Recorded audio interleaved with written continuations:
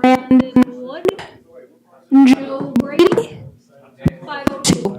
Look who followed. I got Brandon to follow. That's cool. Right. He wants to find out about parliamentary procedure Or lack thereof. or lack thereof. Is this my purse or yours? Well, does it match your tie? It sure does. Sorry.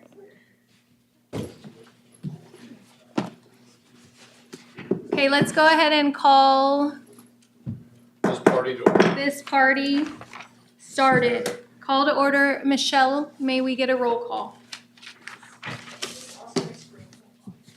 We ain't got no time for shenanigans. No shenanigans. Wow. She's calling shenanigans on you. That's a I big am. word. You know. What's up with that? Don't ask me to spell it. I feel like you two need to go to the parking lot to Trustee settle this. Hartley, Present. Trustee Henderson, Present. Trustee Brady. Here. Waited until you took up the That was so well timed. Enjoying myself. Trustee Wood, Here. Superintendent President Walden, Here. and Trustee Pinkerton. I On saw her her way, on the way. and On her way. student trustee Fulton is here as well. That's right, student trustee Walden. Here she comes. Here we go. Sorry, I called it because it's time. Okay, sorry, I'm doing my notes. Public comment announcements related to closed session items. Do we have any? No, I never received. We never received anything. Announcement of and recess to closed session. It is 5:04. Going to closed session. I'm surprised she never. Yeah. She's pretty pissed off. She missed her chance. Okay, I'm gonna put these on briefly. Oh, I don't have to take that. Big one. Okay, so this is what's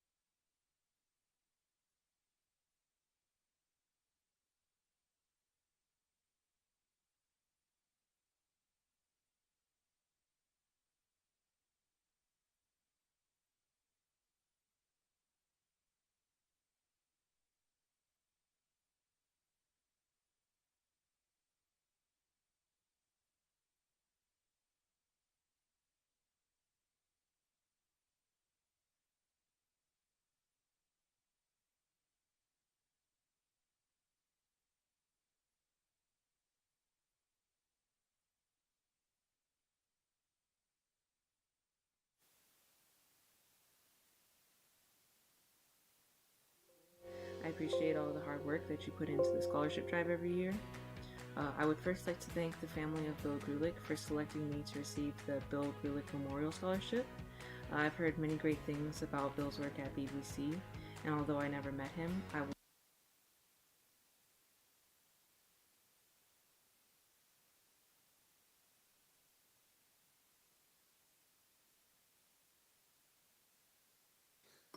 The Victor Valley College Foundation invites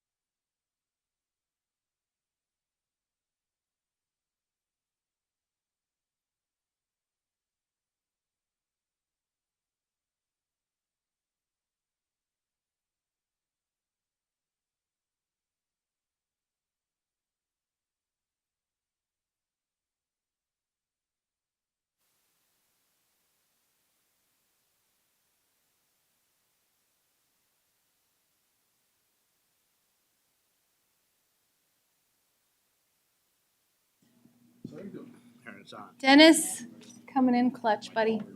It's my boy. We're just gonna wait a moment for the main attraction. I'm here. This guy right here. We're all here. Dan went back to Hawaii. Do any of us blame him? Yeah, Dan Let's went take a back to poll of the Hawaii. room. We didn't like it here. Oh my lord.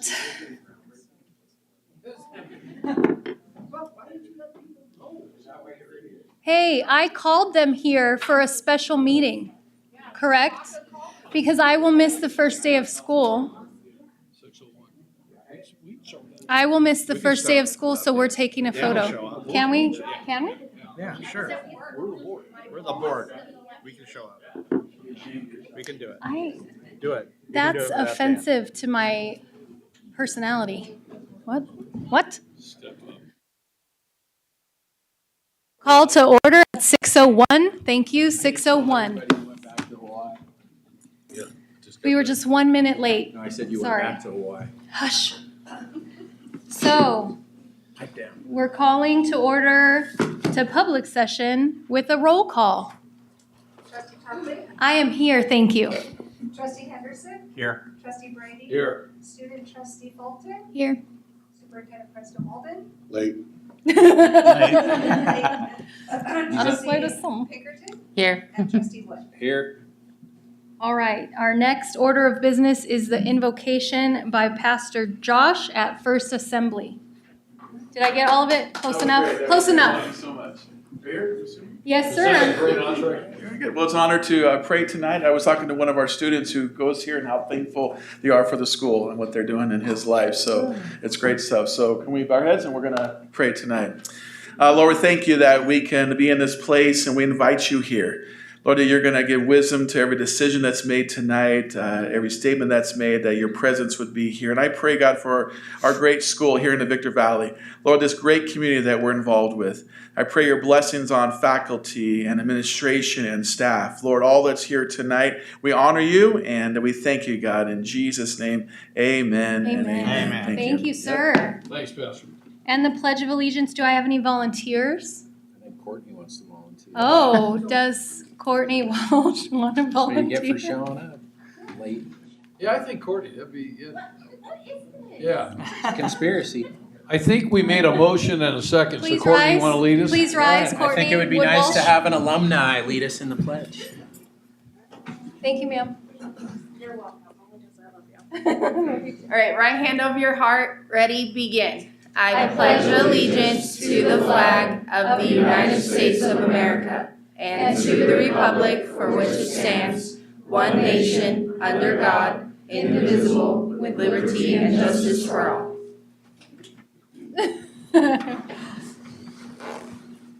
All right, and then if I can get Mr. Morris up for the closed session report out. Closed session report out.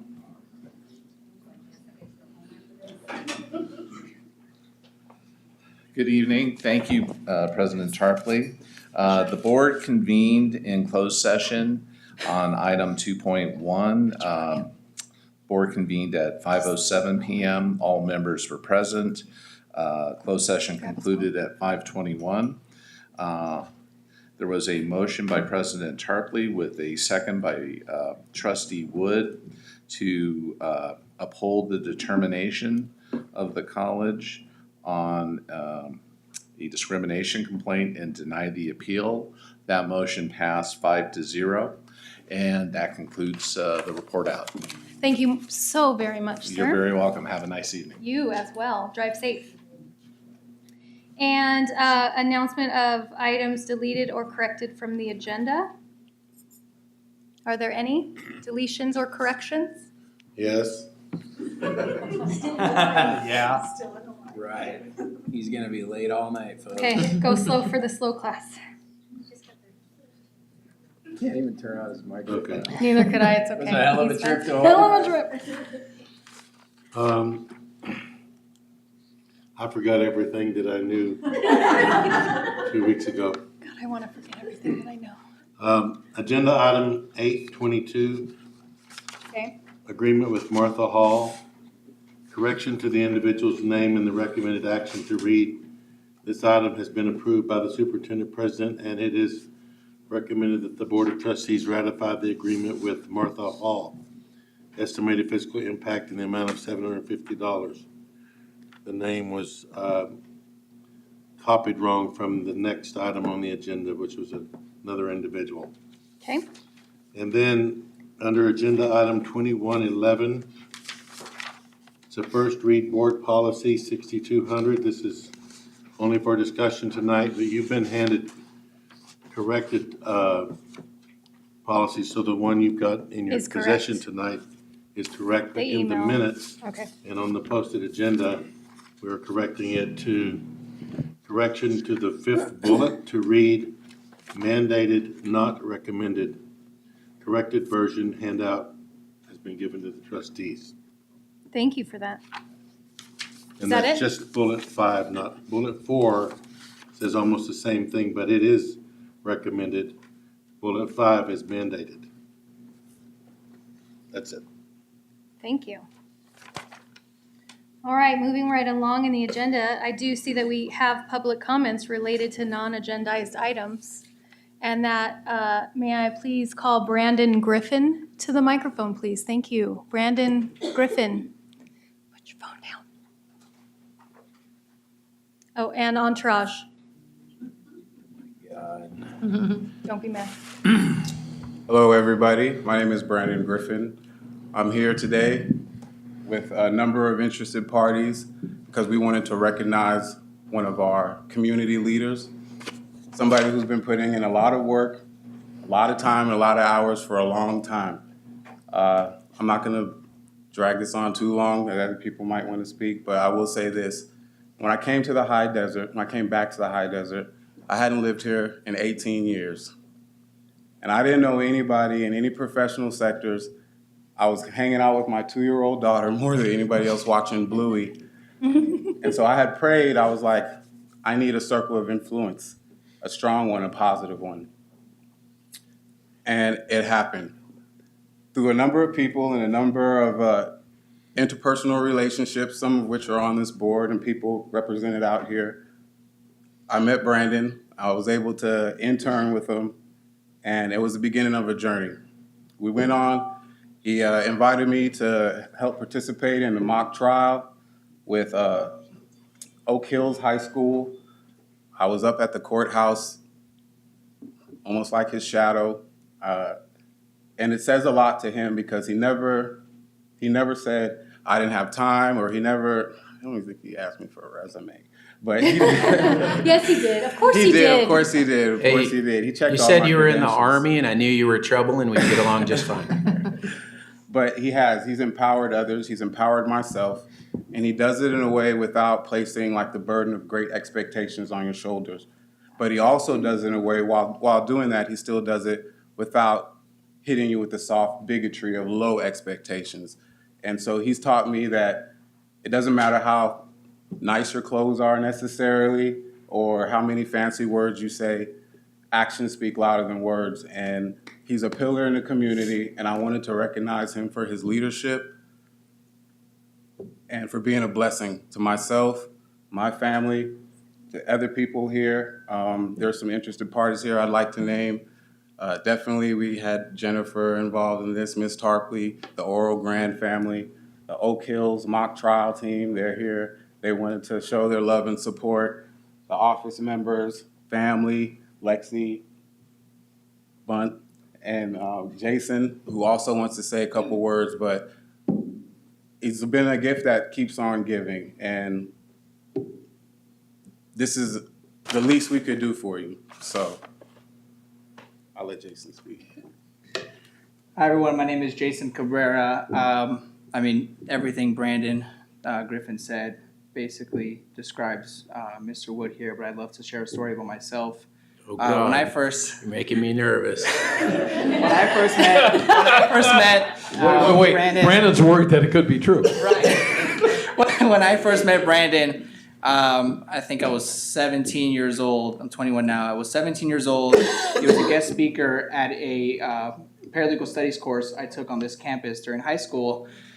That was the first time I met him. of course, he was there volunteering, there to educate all the students of that classroom. Maybe a week or so later, I met him once again in the courthouse, once again volunteering his time to give back to the community. He was there judging the mock trial competition, which he's done for many years. I met him, of course, he's Brandon, I'm Jason. He didn't recognize me, I recognized him.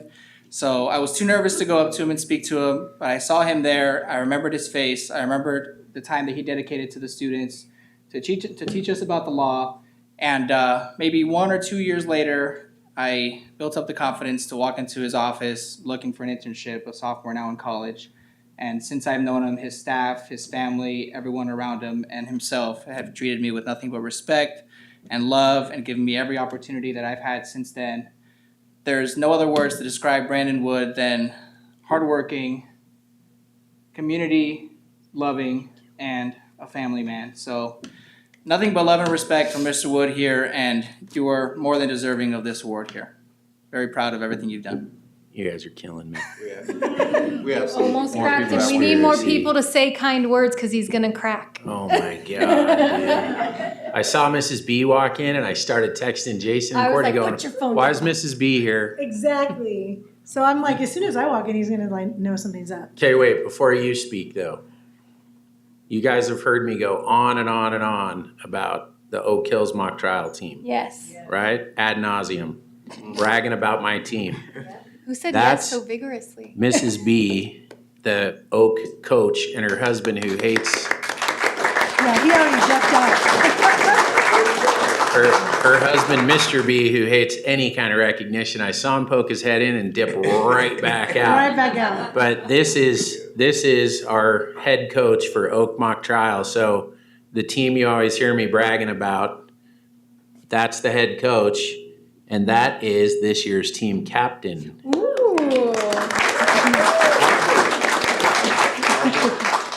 And the kid, Robert Sewell, you probably don't realize because you probably never met her. That's the kid you helped go to Harvard this summer. We're waiting on that report. Yeah. Right. All right. Thank you for. I needed to turn the tables for a I know. minute. You guys are killing me here. You're But all dried up. I'm Jenny Bollinger. I am a VVC alumni as well. So, associates in 1992. So, and I was on ASB and got to sit in on some of the board meetings. So it was a lot of fun. Nice to be back here. But Brandon, we can go on and on all night, but just to keep it short and let you know, I don't know how much he shared. He helped step in and judge for us, allowed students to shadow for him. And then last year, he's kind of like, hanging around. And, I'm like, okay, you want to help coach? He's like, yeah. So Brandon's somebody who will not only give his time, but he gives 100%. When he's there, he's there. He's not distracted and doing other things. And he gave these kids the time over and beyond is anything that they needed, giving me the assistance and time to help build the program this year. And I'm sure you've heard we did better than we've ever done before. We were so proud to bring the mock trial county title back to the High Desert, which is that's being a product of the High Desert. I know that we are more than capable of that. So I'm all about bringing back this pride in our students and this scholarship. So, but I had to go during our state finals when we made it to finals. My brother got married the same weekend, and I was like, oh. chose your stupid brother over Yes. us. Well, and I'm like so excited we we're going to make it to state. And when I look at the date, I'm like, my brother had just set his wedding 2 weeks before that. And I was like, oh no. And so as things approached, things didn't work out well. Everybody that said they were going to help couldn't find them. And then here's Brandon. He goes, I don't know how many different things. Every time he's like, we got a solution. We got this solution. We got this solution. Always. So even though I had to go and watch it from distance, Brandon was there with the kids through those final rounds at state, and they went 2 for 2 for the first time at state. And again, he's been a very big supporter of our team for many years, but now being part of it, I think is the reason we're pushing to the next level. So if you know Brandon, again, I can never say enough, but he gives 100%. He's pure, he's authentic, and this is the result. So we're very proud to have him part of our program. Yeah.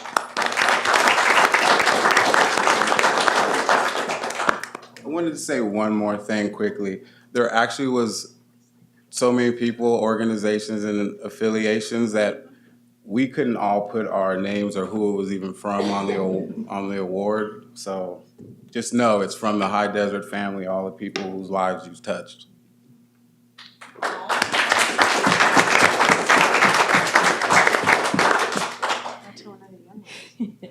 Hello, my name is Sandra Martinez Rivera, and I am a current senior at Oak Hills High School. I'm gonna try not to cry. Oh, don't do it. Oh, wait, let me watch. Don't drag me down, Sandra. I'm sorry, but it's gonna happen. I've been in mock trials since my freshman year, and I just met Brandon last year. And I don't have the words to really explain how thankful, grateful, and blessed I am to have had you as my mentor. Oh boy. Not only have you helped me with my struggles at mock trial, with even saying, like, why did you even ask that question? Thank you. He'll be like, why did you even ask that question? Like, what's the reason behind it? And I just stare at him, I'm like, I don't know. But there's always that moment where whenever we're nervous or whenever we're like worried about something, he's always like, why do you doubt yourself? Just do it. And I think that for me is something I'll always keep with me. Why do you worry? Just keep doing it. And I'll always, for the rest of my life, always remember and be thankful that you helped me, along with Mr. Robert, to go to Harvard, my dream school. And it wouldn't have been possible without you. So I thank you. I thank you. And I actually got you and Jason a gift from Harvard that I brought back. So, oh boy. I know it's not much, but you guys can pick. I mean, it's the same thing, but I'm picking the better one. Right. The better the same. But I know it's not much, but it comes dearly from my heart, and I hope that you will continue to inspire as many students as he has me, and I know that he will always be a tremendous person that has entered in my life. So thank you, Brandon, for everything that you've done for me, and for our teammates, and for everybody that is here.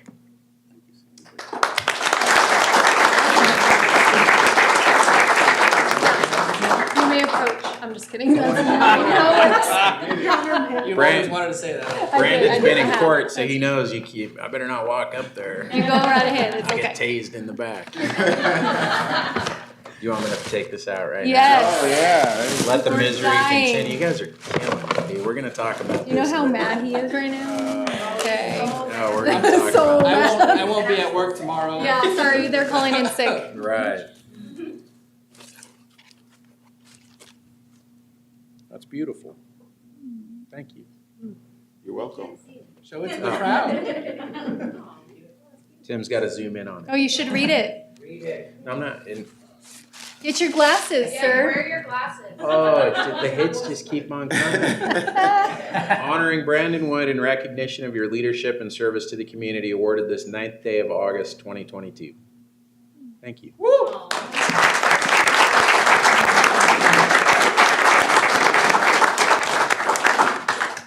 Hey, I thought he invited me up here today, too. Hey, right. One of you is going to tell me whose big idea this was. Nobody's gonna rat anybody out. I feel like know what you're talking Jason. Nope, Jason and Brandon are my two prime they're suspects. not gonna crack.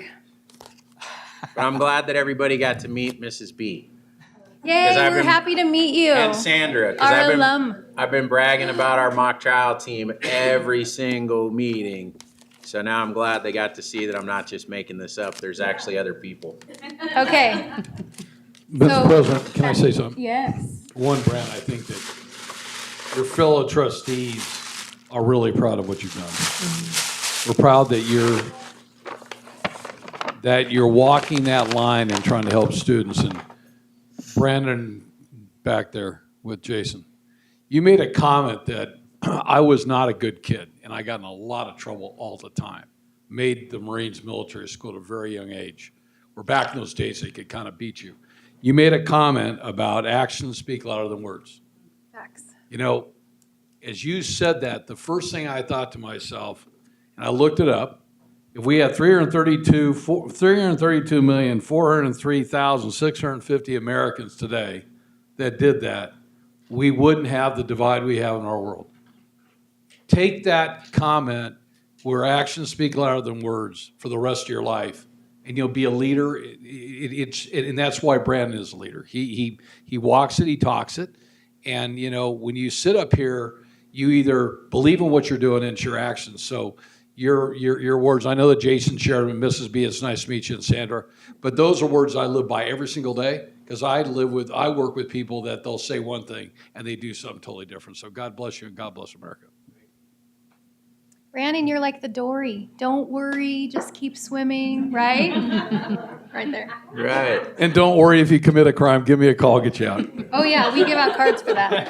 I've always said if I committed a murder, I'd go to Brandon. Okay, so getting back on track, thank you so much for the awards, for the award and the accolades for Mr. Wood. He appreciates it greatly. Do you have any words? You said words were good. You. Can we get a quick picture with everybody? Get a quick pic, sure. Sanders coming back with the hanky.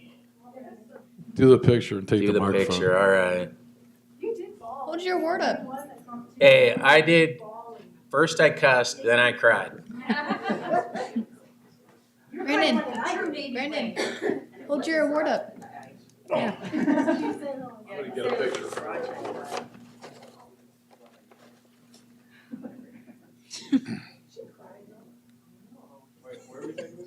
Who, me? Oh, well, it's all about Brandon. Do you want us in it? Yeah, we can sit to the side and do anything. It's just you guys. It's just us. This is his special moment.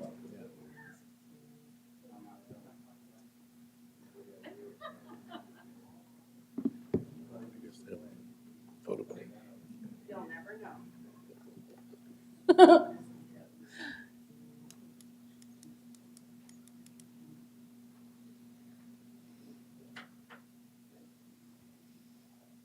Oh, that was a tearjerker. You guys did good.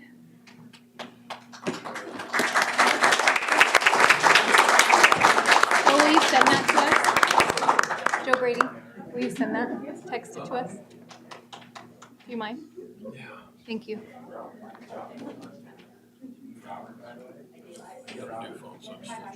Okay, don't stress. Yeah, Deanna can probably show you in 2 shakes. Love you. Yeah, go put the kids to bed. All right, moving right along to item 5.1, Board of Trustee Goals. I can't remember whose turn it is. Can you refresh me, Michelle? I have it. Thank you so much, President. I am here. First of all, we have Trustee Henderson with Goal 2, promoting and supporting the California Community College Chancellor's Office vision for diversity, equity, and inclusion.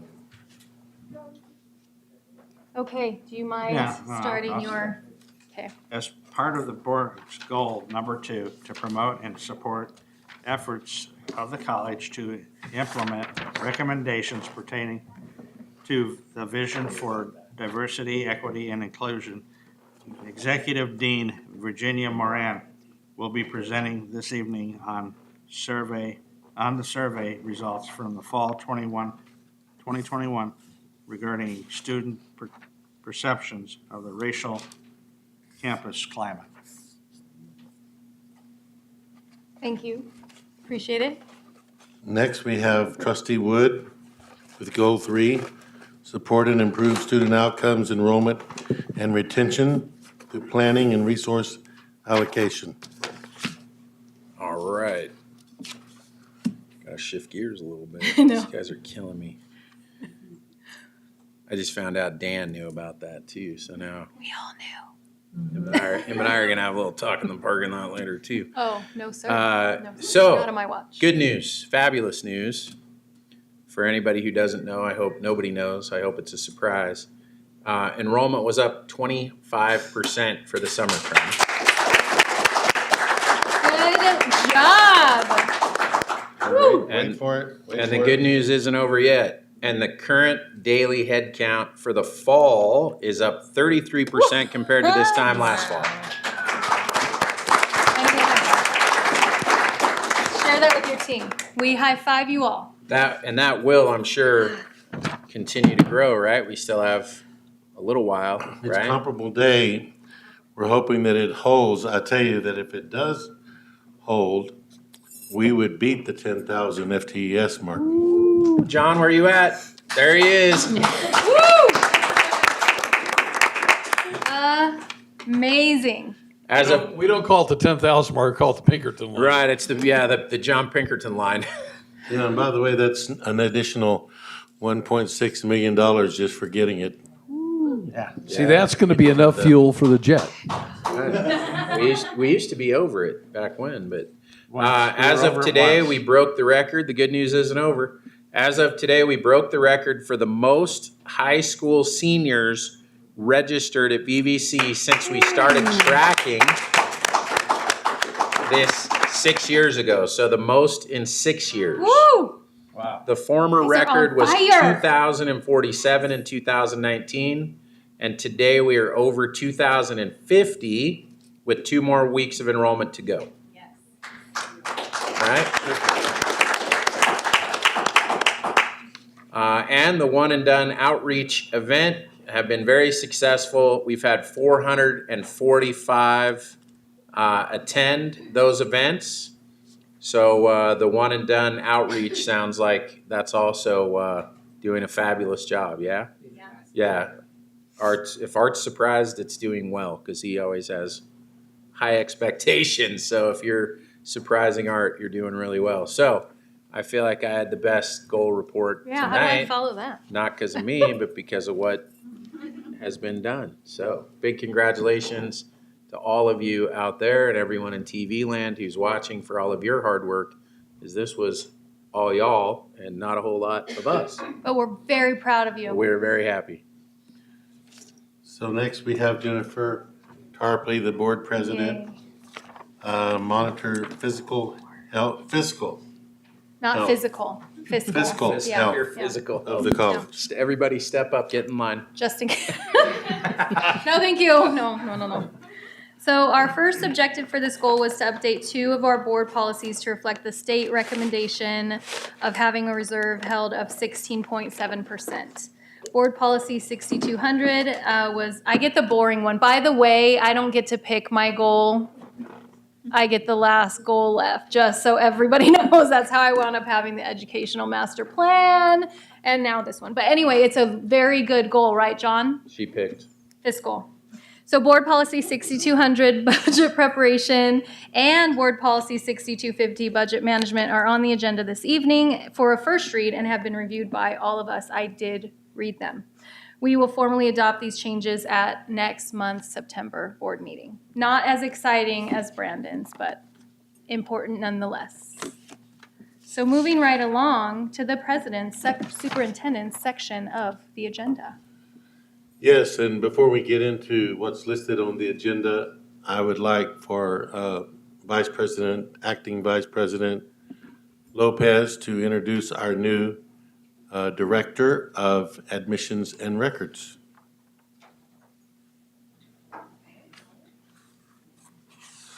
So good afternoon. It is my pleasure to bring in Mr. Edward Alvarez, our new A&R Director. He is our new A&R Director. He comes to us from the Riverside District Community College District. He was there for 21 years. The last 17 years, he's been working, and I guess you indicated all 3 colleges, right? That's correct. So I'll let you go ahead and say a few words. Thank you, VP Lopez. Dear Board President, board members, Dr. Walton, thank you so much for giving me the opportunity to bring my lens, my opportunity to help continue the great work that Victor Valley College is doing to this region. I spent 17 years in student services in different areas: admissions and records, outreach, veteran services, first year experience, Promise Initiative, and I just look forward to the opportunity to continue the great work. And that was a great report out, and I think that I look forward to continuing that. So thank you so much, and thank you, VP Lopez. Thank you. Thank you. Welcome. Welcome aboard. We got a lot of work for you. Next, we have a solar presentation. John, could you introduce this, please? Sure. We have Nate Smith-Ide, he's with Forefront Power, and Kevin Flanagan, come on up front here. He's with the SPUR JPA, which is the School Project for Utility Rate Reduction in their REAP program. I don't know what their REAP stands for, but they came, it was December, we had a board meeting in December where you did a letter of intent with Forefront Power so the college could file an application for a solar project before the rates change. So back in last December of 21, the board approved that letter of intent. Nate's firm and Kevin worked together to get our application filed. This is the solar project that we presented that is in Lot Q.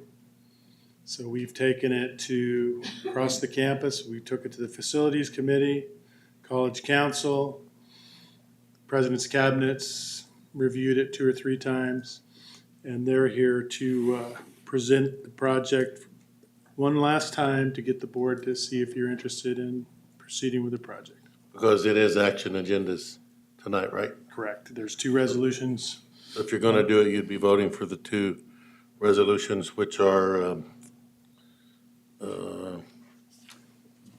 I don't have the name of them down here, but the number, we'll get to them later though. The agenda. Yeah, they're While John's looking it up, Dr. Walden, did you have a chance to speak to that consultant? 12.2 and 12.3. Yeah. Yes, we had quite a bit of conversation. And her recommendation was, she didn't really, maybe you could say it better than me, John, because you talked. Our biggest concern was whether we had met the deadline for the application. So she was happy to hear that we met wasn't it. aware of that we had met it last December. She was concerned that it was too late for us to get into that. So with the fact that we made the application in time, does the consultant support the She said that she did not have the expertise to be able to say one way or the other. Okay. But she did spend a lot of time reviewing and calling other people, other schools. Right. Yeah, this program, I don't know, they can tell you how many community colleges and K-12 schools have participated in this JPA's program. So they have a presentation, I guess, Tim, you could. Good to go.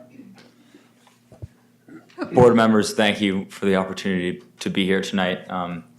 We're very excited to present all of the hard work that's taken place for the potential solar project in parking lot Q, as John alluded to. My name's Nate Smith-Ide, and I represent that corner up in the top left there, Forefront Power. We would be the district's partner on the solar project, and I'm joined by Kevin Flanagan, and he represents a joint powers authority called SPUR. And SPUR acts, you asked about a consultant, really as the third party oversight throughout this process. And we have a couple slides that we'd love to walk you through, and Kevin can lead those off. Good evening, trustees. Thank you, Dr. Walden. Great to see you. I appreciate the time tonight. My name's Kevin Flanagan. I work for an organization called SPUR. SPUR is a joint powers authority, so we're a buying consortium essentially created by community colleges and K-12 school districts throughout the state. So we were created as an organization back in 1989, essentially to help public education reduce utility costs. And the way we do that is we leverage our really big buying power as a JPA. We're a huge JPA today. We have over 300 community college district and K-12 district members in our organization. And what we do is we put out competitive bids to the marketplace and create buying programs that are piggybackable that result in reduced utility costs for community colleges and K-12 districts. So our goal being that we want to help you reduce utility costs. SPUR has lots of different buying programs. We have buying programs for things like LED lights and telecom services and natural gas and electricity, lots of different things. I work on our buying program that focuses on solar and energy storage projects called the Renewable Energy Aggregated Procurement Program, or REAP program. And the REAP program is a lot like our other buying programs, and that we're taking our big buying power out to the marketplace as a JPA. We're leveraging our internal expertise as well. Myself and my team, we've been in the solar kind of consulting world for over a decade. And we issue competitive bids to the marketplace to make vendors compete for our contract. We issued an RFP for this program. Lots of vendors competed in that process. And the winning vendor, the vendor that won that competitive process, was the company that Nate works for, which is Forefront Power.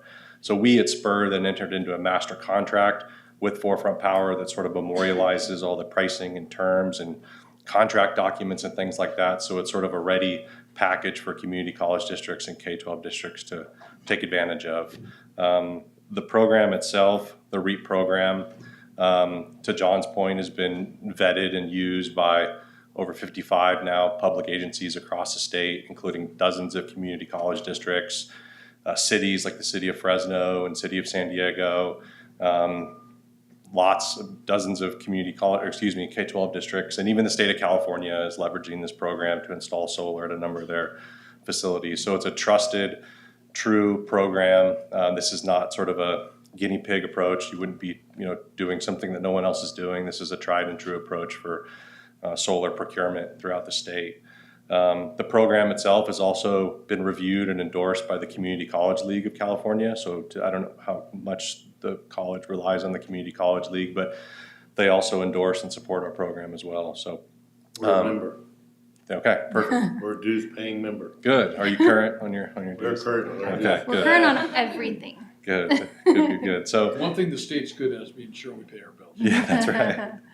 Money coming in. So, to the extent that the board wants to approve this project tonight, you would essentially be also approving the competitive process, the statewide competitive process that we conducted as a joint powers authority made up of community college districts. And you'd be utilizing a program lots of other community college districts have utilized with great success. So with that, I think I'll hand it back over to Nate, who can provide more details about the project itself and about the savings associated with it and everything else. Thank you, Kevin. Obligatory commercial about Forefront Power. We're very good at building solar projects for community college districts and K-12s. We are extremely experienced with DSA, which can be quite a complex and sticky process. And we're backed by a strong and stable parent company. I know that some of the heartburn from a previous project at the college has come from, that company going bankrupt, and that is obviously a risk. However, what our strong and stable parent company represents to the college is a long-term partner and assurance that we will be around throughout the lifetime of the project itself. A quick update on the timeline of events. So John mentioned these at the outset. Preliminarily, we ran a bill analysis. I studied all of the college's bills, direct access, your SoCal Edison bills, your SoCal gas bills. We conducted an existing solar savings analysis as well that I believe we shared with you all in the November-December board meeting of 2021. And I also, with the support of Kevin Gee in facilities, conducted multiple site walks. So very familiar with what's going on electrically on campus, how we're going to interconnect this project, what it's going to look like. And then we went back and we presented to you all to sign that letter of intent in December. What that letter of intent did was it allowed us to submit that interconnection application that the consultant was referring to that secures extremely lucrative and money-saving incentives for this particular solar project. Your existing solar projects are already on grandfathered rates that have been set in stone already and are secured. Once that letter of intent was secured, we submitted that interconnection application. And then from there, we also presented to the facilities committee in March. Financing. What we've been talking to John and President Walden have been a power purchase agreement, or a PPA. The big highlights from this version of procurement is the fact that the college does not have to spend any of its own money out of pocket to finance the project. Forefront Power, we finance it, we develop it, we construct it, we operate and we maintain the project, and then we simply sell the energy that's being produced by the system back to the college for a rate that's lower than what you're currently paying SCE. That's how we generate the savings. That rate of power is 0% for the lifetime of the project. As we all know, as ratepayers, SCE's rates continue to climb as you have rate certainty with the solar project that you're buying from. Your savings become larger and larger throughout time. We are able to compete with your low cost of capital and your A-rated credit by monetizing this 26% tax coupon from the federal government that the district would leave on the table if you were to finance this project out of pocket. You as a homeowner can take advantage of that tax credit. As a college, you cannot. The biggest thing that I kind of want to land on here is because I know that it's, again, there's some heartburn from the existing project about the operations and maintenance of that system. The only way that Forefront Power makes its money back after investing into the project is by the college buying that energy. So we provide all of the operations and maintenance for the system, and we guarantee through the Spur contract 95% of what we expect that system to produce. So if a panel breaks, if an inverter goes down, it's not Kevin's responsibility and his staff's responsibility to make sure that that project is producing what it should be. It's ours, because ultimately it's Forefront's pocketbook that's being detrimented by that system not producing energy. The savings look like this. You can see that we're saving estimated 5% in year one, which is about $30,000, and across 20 years, hopefully somewhere near $3 million. However, these are based on extremely conservative utility rate assumptions, what we think based on historical averages SCE's rates are going to do.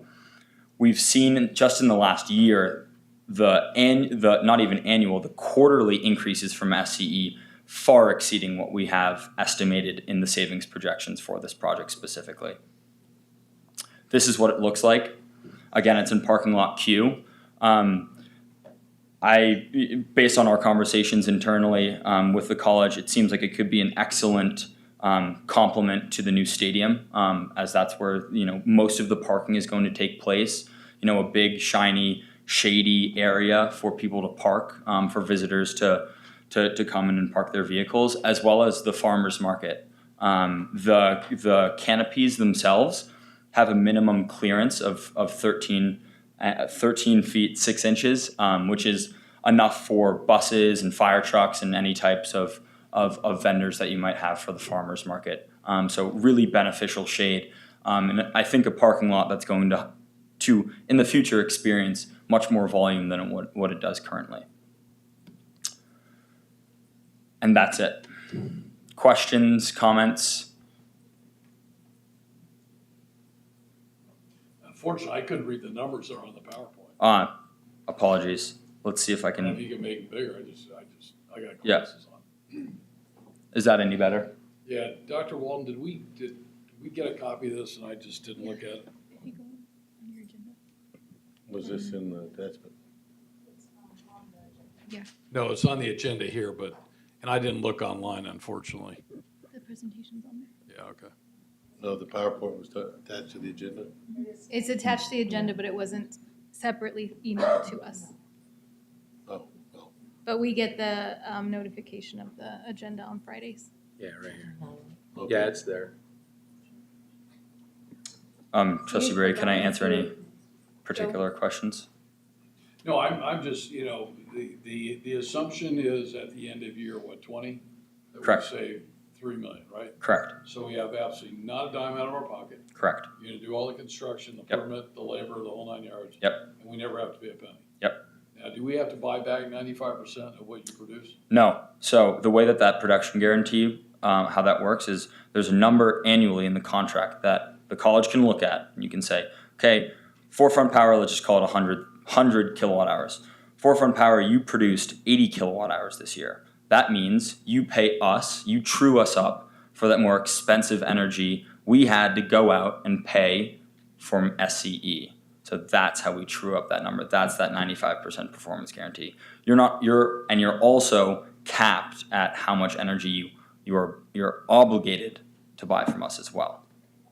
So you're not going to be paying, and as you can, I'm circling a number, I but somewhat understand, but I don't understand how everybody can understand what you just said. okay, so Really understand the real true number. So yeah. let's walk through the project's built, Mm-hmm. and we're in year one. Yes. Okay, so how much are we spending right now? So you're Because I know that was where the real heartburn was with me in January of last year. Yep. January, February, March of this year. We could not figure out how much we were saving with the solar. We finally figured out when we got the consultant in by April. Yep. So once we got through that. So we start a new year. What's the simple math? So the simple math is this. Here in the current bill cell, I'm showing approximately $865,000 as being a year. Correct. Is what we're paying. Correct. And that's after the canopy solar projects out here and the CPV project and the small addition as well. And I believe that number's correct. Yes. Yeah. Yes. Okay. And then what we're saving in year one is that $31,906,000. Off of the Edison bill? Correct. Okay, and then we're paying you additionally for the energy. Yes, correct. So doing the back math here, so you currently pay $865,554. Mm-hmm. So we're gonna knock 30 grand off that, so it'll be Correct. $835,554. Correct. And then how much are we paying you for the energy that we're buying from you? The 31,000 is net of what you'd be paying to them. Okay, thank you. That's what I needed. I was like, wait a minute. I need Kevin to help me explain. Thank you. No, sorry. 31,000 net. Net, correct. In the first So after we pay. After both everything. SCE and Yeah. forefront. And forefront. And then the 20-year number is cumulative. So year one's 31. Shouldn't year two be more? It is, yes. So if you did a cumulative and we had 20 years at 30,000. Let's do math. Okay, yeah. I'm not Student showing the trustee, year you have a two. question? Yeah. I forgot it. You're okay. It's okay. If you remember it, I want to hear your thoughts. What percentage of our power usage would this solar system offset? Right. Is this gonna just take away 10% from what we're buying, or 50 or 100 or? It's an excellent question, and I should have reviewed it as I made my way through the table. I have it here, the energy offset, and again, this is after contemplating the existing canopy structures here and the CPV project in the corner of the campus.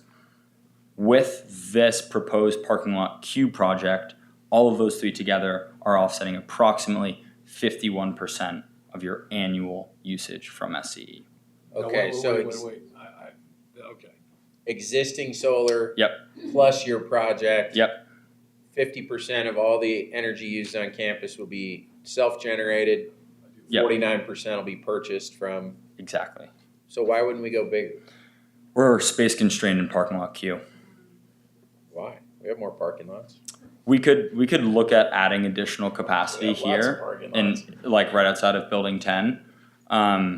We were really trying to make this the most cost-effective project. And as you begin to, unconsolidate systems, you just add cost. So parking lot Q to us felt like the most intuitive, consolidated layout where you can kind of just have everything in one place. And so if this were to get approved tonight, what's the start to finish ratio here? Yeah, the start to finish would be, we would execute a contract. We've already gone through the legal review with your attorney. And then the interconnection application has already been submitted. That's typically the longest pole in the tent in terms of timeline. SCE takes their time on projects of this size. They could come back in a year. They could come back to us in 16 months. And they could say, okay, at this point, we understand what's going on with the project. That's their version of barriers to entry for these types of projects. Mm-hmm. We assess that in a year to 16 months, say we get back from SCE. And then from there, we plan on 6 months of planning, finishing, mobilization, and then the actual heavy construction is pretty light. It's about 6 to 8 weeks typically. So with this going in, if this were to go in place today, regardless of what happens with SCE and their timeline, none of this presentation, the numbers, anything changes, except for perhaps their rates, which we know that's going into it, but none of your numbers change. Correct. Ideally, the numbers would get better if SCE's rates continue to go higher. up. Okay. Yes, correct. It'll be about approximately, as I understand it, 2 years. Yes, until the project would be completed. That's That's a conservative your, estimation. Like, what have you seen SCE? How long have you seen SCE take? A Average. year to 18 months. I will say this, as development continues to grow in the high desert, all of our deals that we do are based on sticks and bricks and brick and mortar. They are not the same company they used to be, and they are incredibly difficult to deal with. And you're very politically correct and very nice to say the point of entry. They are really difficult to deal with. I mean, it is their way and the highway. They're not the same company that they were 10 years ago. And most people that come in from out of state, that's their number one fear. It's not, gas or employees. It's actually now dealing with Edison. Getting back to what Trustee Brandon asked, I understand simple math. So if we're spending $865,000 a year, call it 900, and 50% savings per year of 900 would be $450,000. I see 31,000 on that 865, which is about a 5% savings. So the 51. Is my math wrong? No, you're just looking at two different things. The 51% offset has to do with your total volumetric kilowatt hour consumption from SCE. And then that 5% specifically has to do with that dollar value of your SCE bill. So we're offsetting 51% Of usage. of usage, and we're generating on a net basis in year one that 5% from your SCE bill. So the 51% is not monetary. No, it's in kilowatt hours. Includes the existing solar projects we have that we're generating right now. Adding this one in is what brings it up to 51%. Yeah, you're currently offsetting with the existing projects anywhere between 20 and I think 30%, maybe. Sharon, do you have any comments? No. Brandon? So regarding the current system, that's going to remain ours and the power that produces. Correct. We're not buying that power from anybody. And we're not upgrading. Correct. So what percentage of the 51%, what percentage will this system be producing? Is this increasing us? What's this increasing us by? It's at least doubling. So your CPV. So we're at like 25. Correct. Your CPV plant, and I'm just remembering from off the back of my head, so apologies if I get these somewhat wrong. The CPV plant is 1 megawatt. This project is about 1.4 megawatts. Your existing carport canopies are about 250 kilowatts. So in total, you have, on a really good day, say your CPV plant is producing what it's supposed to, you have about 1.2 megawatts of existing solar. This project is about 1.4 megawatts. So we'd be more than doubling. Singularly 1.4. Correct. Okay. And so we're just buying, we'd only be buying that energy from this you specific that this parking lot solar was producing. And exactly. You had mentioned that the cap, you had said, sorry, there's been a lot, a cap on how much we can buy back? Is that what you said? Correct. There is in the contract. What is our cap? You're obligated to purchase no more than 110% of what this project produces annually. No more than. No more than. We're obligated. Correct. To buy no more than. So you and Kevin wrote the language. I wrote it, so you can blame me. Let him do it. So we wanted to create a floor and a ceiling for them to kind of perform within. So the floor is that performance guarantee. They have to deliver to you all a certain number of kilowatt hours per year. And if they don't, that means you're going to SCE for their energy, and that's more expensive. And so they have to true you up for that deficit. But if what's the penalty if they don't? They have to write you a check or give you a credit on future invoices. So the way that I wrote the formula in the contract is that their kilowatt hour, let's say for easy math, is 20 cents. It's lower than that, but But let's say they don't produce that kilowatt hour, you're now buying it from Edison at 25 cents. So they have to write you a check for 5 For the cents. 5. And so essentially the Questions? guarantee grows over time because Edison's rates go up over time, and so that delta gets bigger. 110%. Yeah. Forgive me. 100% is max capacity? Like, what is the max that we're going to generate? 200%? What's the max? So 100%. right, But you're I- saying above and beyond. Okay. Yeah, I and I just did- want to clarify. So we also I'm created the a slow ceiling, class. because what we don't want to do, and you see this in the industry sometimes, is a solar project that's too big for what you need, right? Or they're kind of sandbagging the production numbers. Okay. And so if for whatever reason their system produces 110% more than what it's supposed to contractually, you're not required to buy that. Because Okay. maybe you don't want it, right? Okay. Maybe it doesn't bring value. But we could if we wanted to. If You get it you for free. made You a get it for free. bazillion kilowatts, whatever watt. It all comes free to wattages. you after that. Okay. Do we get an annual report from you guys? Yes, that's also a part You of it. better, You get a write that in report. there. To the trustee. And you get all the raw data as It well. will go to the college, not Well, to no, the but trustees. is there, I mean, what we're voting on now is a long-term obligation. Yeah. And voting on those with PowerPoint, one time, whether or not I saw the agenda or not, is immaterial. Actions speak louder than words, right? Huh? I said actions speak louder than words. Yeah, I We'd mean, love to it's come a- back and show you performance of the project afterward. That's the best part of the job. Yeah, so if it's something you're gonna annually come on here, that next trustees know that, then, Or you can report it to the college. They are contracted. At your pleasure. Okay. What is, Do you have what any is the comments? current price we're paying per kilowatt versus what your price is going to be per kilowatt? From SCE, No, I I'm do not not know rushing. exactly. I'm not rushing you, It's I'm just saying l- they're it's not more contracted to us, they're than contracted to the college. That's all it's I'm saying. probably somewhere around 18 to 20 cents per kilowatt hour on a bundled basis. Because you have you have tiered structure with your bills, Right. of course. It's cheaper at some times Yeah, and more. in the Do middle we of the know, night. John? Yeah. Do you know, John? Or no? No, I don't know if since the last rate increase was 13%. Mm-hmm. So what, do you know what it was before? Just trying to get us in the ballpark. Yeah, no, So you think best guess is about 18%, the average for the lower rate, and the peak and off peak and all that. Correct. I think Average the is bundled about rate 18. would 18 to 20 cents. And what's your, And our rate is 15.5 cents. Fixed. So SCE will increase their rates again before the end of the year. So that 18 to 20 cents could easily be 21 cents. it's called inflation. Yes.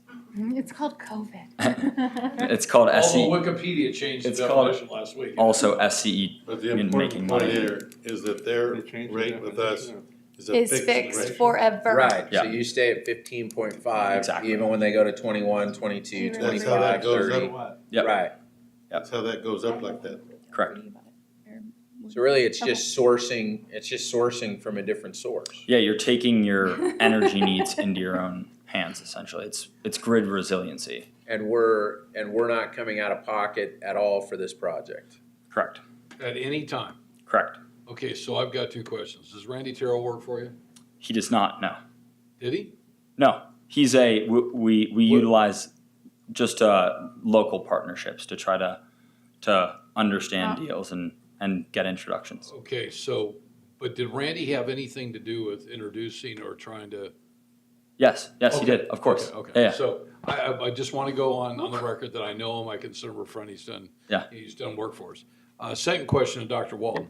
When I talked to Dr. Walton before he went on the trip, he said, Joe, I have no dog in the game. So I'm going to ask our president, do you support this or not? Yeah, I support it. Okay. I think one other thing, maybe, at the end of the 20 years, there's a decision to be made whether they dismantle them, that's their property, they dismantle it, and turn our parking lot to as ugly as it is right now. Or we talk about potentially purchasing.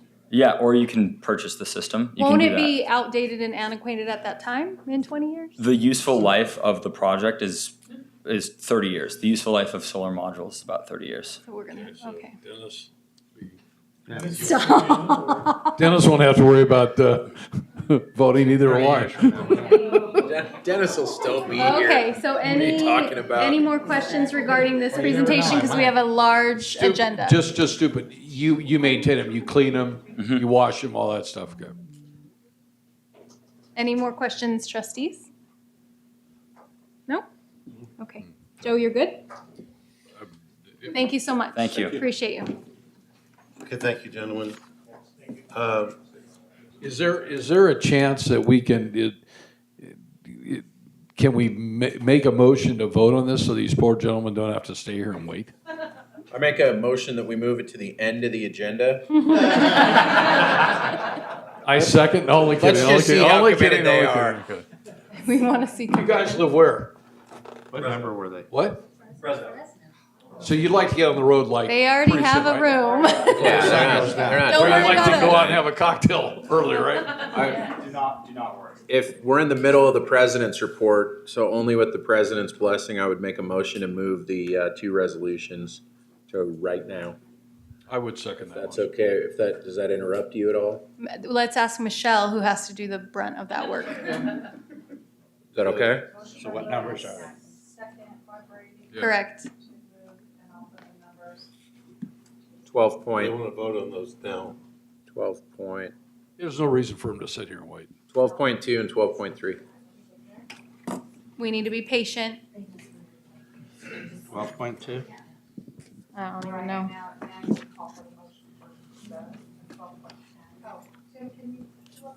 Give her control again.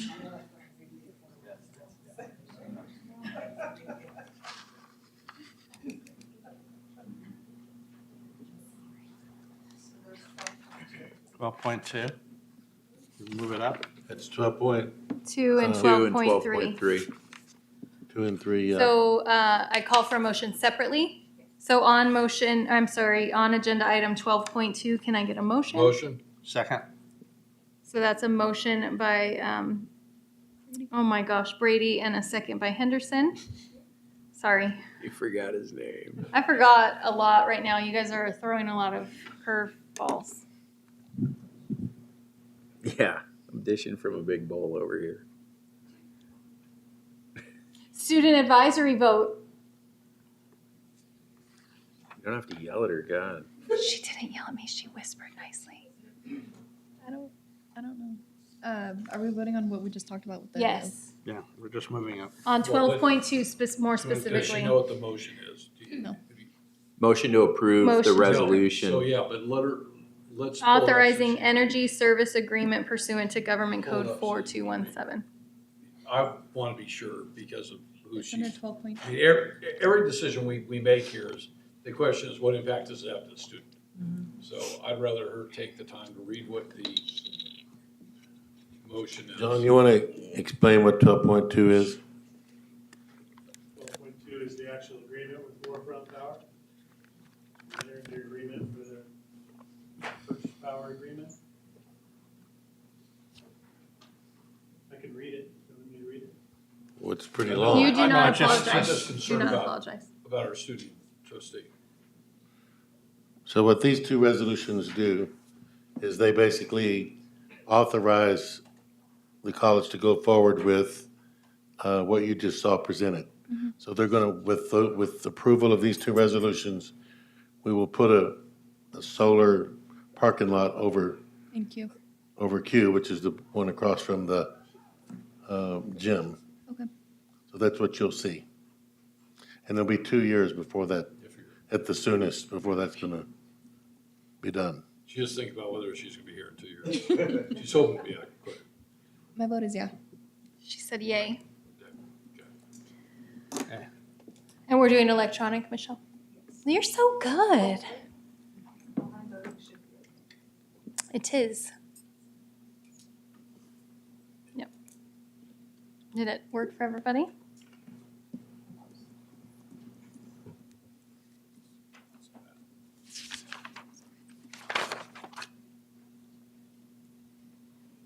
Okay, now you're ready for 12.2. Okay, so 12.3, resolution number 22.13, resolution parking lot Q, yes? no, I think let the I'm just reading. applicants know how 12.2 came out. Do we went read up. It just went up on the board. Did you see it? Okay. I didn't know you saw it. Barely made it. Sorry. Slid. So- At my age, when things go fast, I just gotta slow down. Parking lot queue. Okay, parking lot queue. 12.3. Drives So me crazy. can I I- can use age all day long, you know? Can I get a motion? Motion. I heard Wood first. Second. And Henderson with the second. And then a student advisory vote Yay.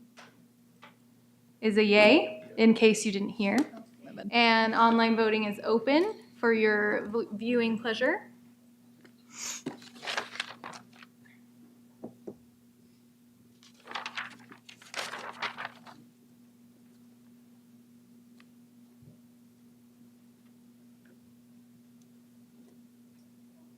There we go, up on the big screen. Congrats, guys. Got it. See, our questioning wasn't so bad. That's the first governing board that's ever done that, by the way, so I think in terms of moving it up. Write that into your next We didn't want you to proposal. sit there all night. We like to be just a little bit So, different. you know what you say to the next group you speak to? That group at Victor Valley Community College District moved us up from item 32 to right now so we could go celebrate. You could just lead with the other guys were so much better. We're okay with that. We can live with that. Hyper competitive. So. Moving right along to 6.2 on your agenda, thank you. Drive sir. safe. And I hope you beat SCE. So at the special board meeting in June, Thank you for the verbiage. there was discussion by the board that an interest in survey results, et cetera. We provided, subsequent to that, various surveys that had been done over the last year. We also mentioned one that was in process, that we'd have the results by the July board meeting. But our person to report out decided to get COVID. Yes, it was a choice. It's a choice. Decided to get. She was not Did here. you go buy it on sale or what? She wasn't here. it was allergies, right? Robert said, no, that doesn't sound like allergies. Get away. Walked out of my office. This is right after she left my office too, by the way. I called you right away. But thankfully I survived. And she did too. We So all survived. we're here tonight to hear, she's got a couple of presentations, but no, this is the only one you have, sorry. Right now, yeah. She's like, what? Make you nervous. So go ahead, Jenny, and share with us the results of the survey, the cliff notes, because it's very long. Yeah, that's why we're only doing a couple of.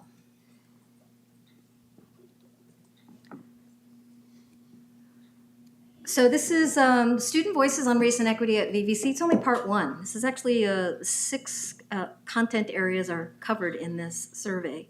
So we're only going to be talking about 2 of them today. And again, the main objective is to raise your awareness so you can properly make progress on goal 2, which is to promote, nurture, support. Okay, our efforts to close the equity gaps. So tonight we're going to give you a little bit of background on the NAC survey, National Assessment of Collegiate Campus Climates. I'm going to give you an overview of the approach I like to take to strategy development, and then provide some summary of results and actions to date on 2 of the content areas. So I want to read to you USC's reason for developing this thing. This is a 10-year project, okay? Every week, news outlets report on racial incidents on campuses across the United States. At the USC Race and Equity Center, we've developed the NAC because these issues are so pervasive. The NAC elicits perspectives from undergraduates on ways they experience the campus racial climate. NAC participation signals institutional commitment to understanding racial realities on campus and provides institutional leaders with better information and more data-driven guidance, like Dan's mantra, for improving the climate for all students. Having NAC data will allow institutional leaders to better understand and more strategically address racial problems on campus before they really escalate. So that is USC's reason for developing this thing. It is part of the it is a Student Voices project, which is part of my EMP portfolio. So you'll be seeing more of that this year. And let's unpack this thing. So the NAC survey, again, 10-year rigorous development following very sound psychometric methods. They did cognitive interviews, pilot testing, use of peer reviewers, and advisory panels still are ongoing, experts and students alike. What's nice about this is it's cross-disciplinary too. It isn't just psychologists or sociologists across the disciplines. They actually include benchmarks for us. We have 2 benchmark institutional groups that we can compare our own performance to. What's called the Equity Leadership Alliance. That's 54 of California's community colleges that participated in the Fall 21 cohort. And the like-sized community colleges, which is the benchmark that I tend to rely on here as I report you the results. That's another 17 colleges. It is administered online. Takes about 15 minutes, and again, 6 content areas plus demographics. We did just participate in the student version. There is a faculty and staff version as well. We did not do those. Okay, so of the 6 content areas, the ones we're going to be talking about tonight are institutional commitment, mattering, and affirmation. The other 4 areas are very dependent upon faculty input. So we're waiting to the fall till everyone gets back, and we'll provide you with more information then. So we sent out 12,044 invitations, got a 6.7 response rate of 806 respondents. I see Joe kind of shaking his head. Actually, anything between 5 and 10% is exceptional when it comes to doing research. Towards the 10. Oh, yeah, and I think one of the things for that fall, there were several survey efforts going on. So I'm actually happy with 800. The margin of error on 806 is only 3%, so that's a good number for us research-wise. 20% white non-Hispanic, 67% female, 78% in that adult learner group cohort, 35% first-year students. So it's very representative in terms of our white to non-white student population for Fall 21. It does overrepresent females and young students compared to Fall 2021 breakdowns. What I like about this, though, we are oversampling the voice of the future, young women. So I think that's awesome, and I'd like to hear any objections now. No, but it is nice because it is like, who is the future? So we are overrepresenting their voices here, and I think that's a good thing. I think that's a good thing. And on the national surveys, they say the same thing. Yeah, more and more. There seems to be a pattern, yeah. Yeah, we can go on that. So our approach to strategy development is going to be kind of a very sort of straightforward. We organize before we collaborate, and then we deploy. And organizing is really setting the collaboration and deployment on a sound foundation, because the first thing we really have to do is make sure we understand the problem to be solved. I think sometimes we skip that step, and it's very important to make sure we have a shared understanding across all of the stakeholder groups that the problem to be solved is well understood.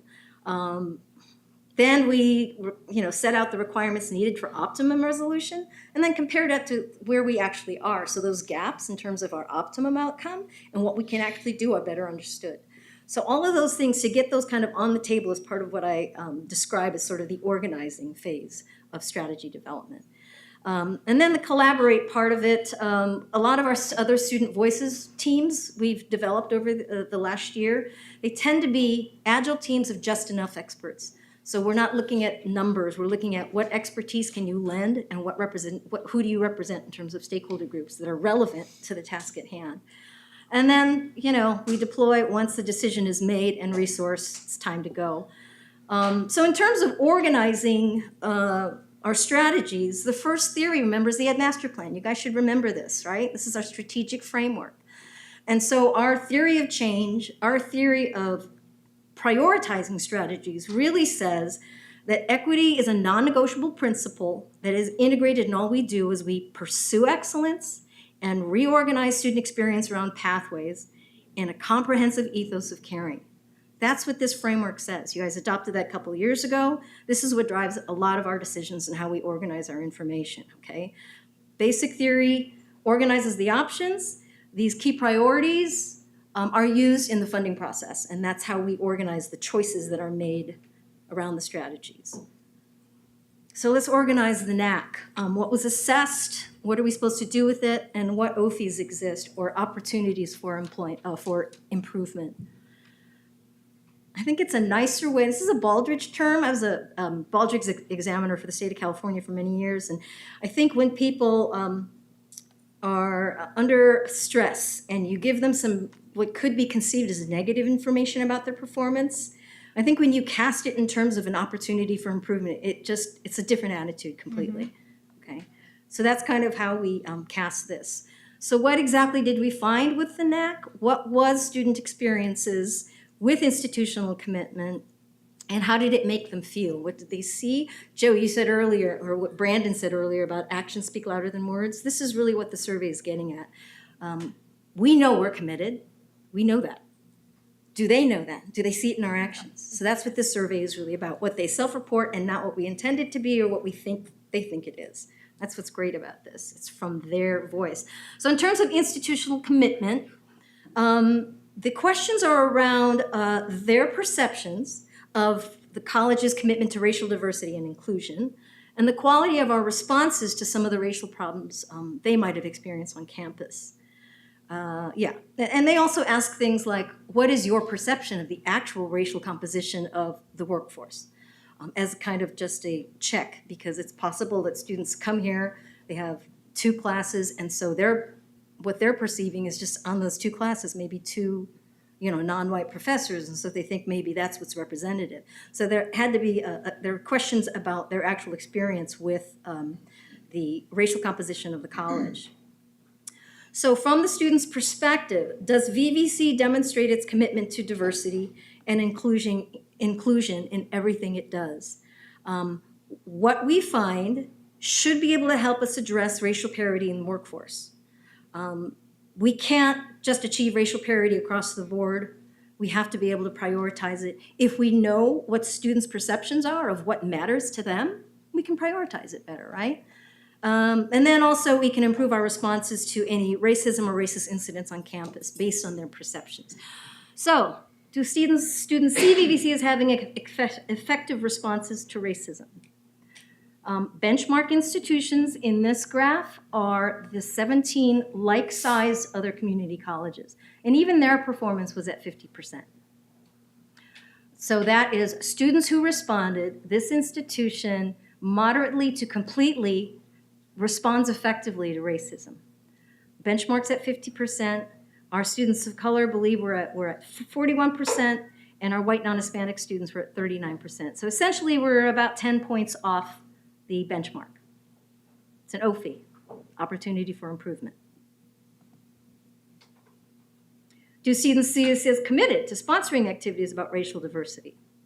Benchmark institutions are at 71%, and we are, as far as students of color are concerned, 6 points off, 7 points off. I want you to see that as good news, because what you guys resourced last year was the Multicultural Center, and there's been a lot of really good work on the campus to get that programmed. It's already been resourced.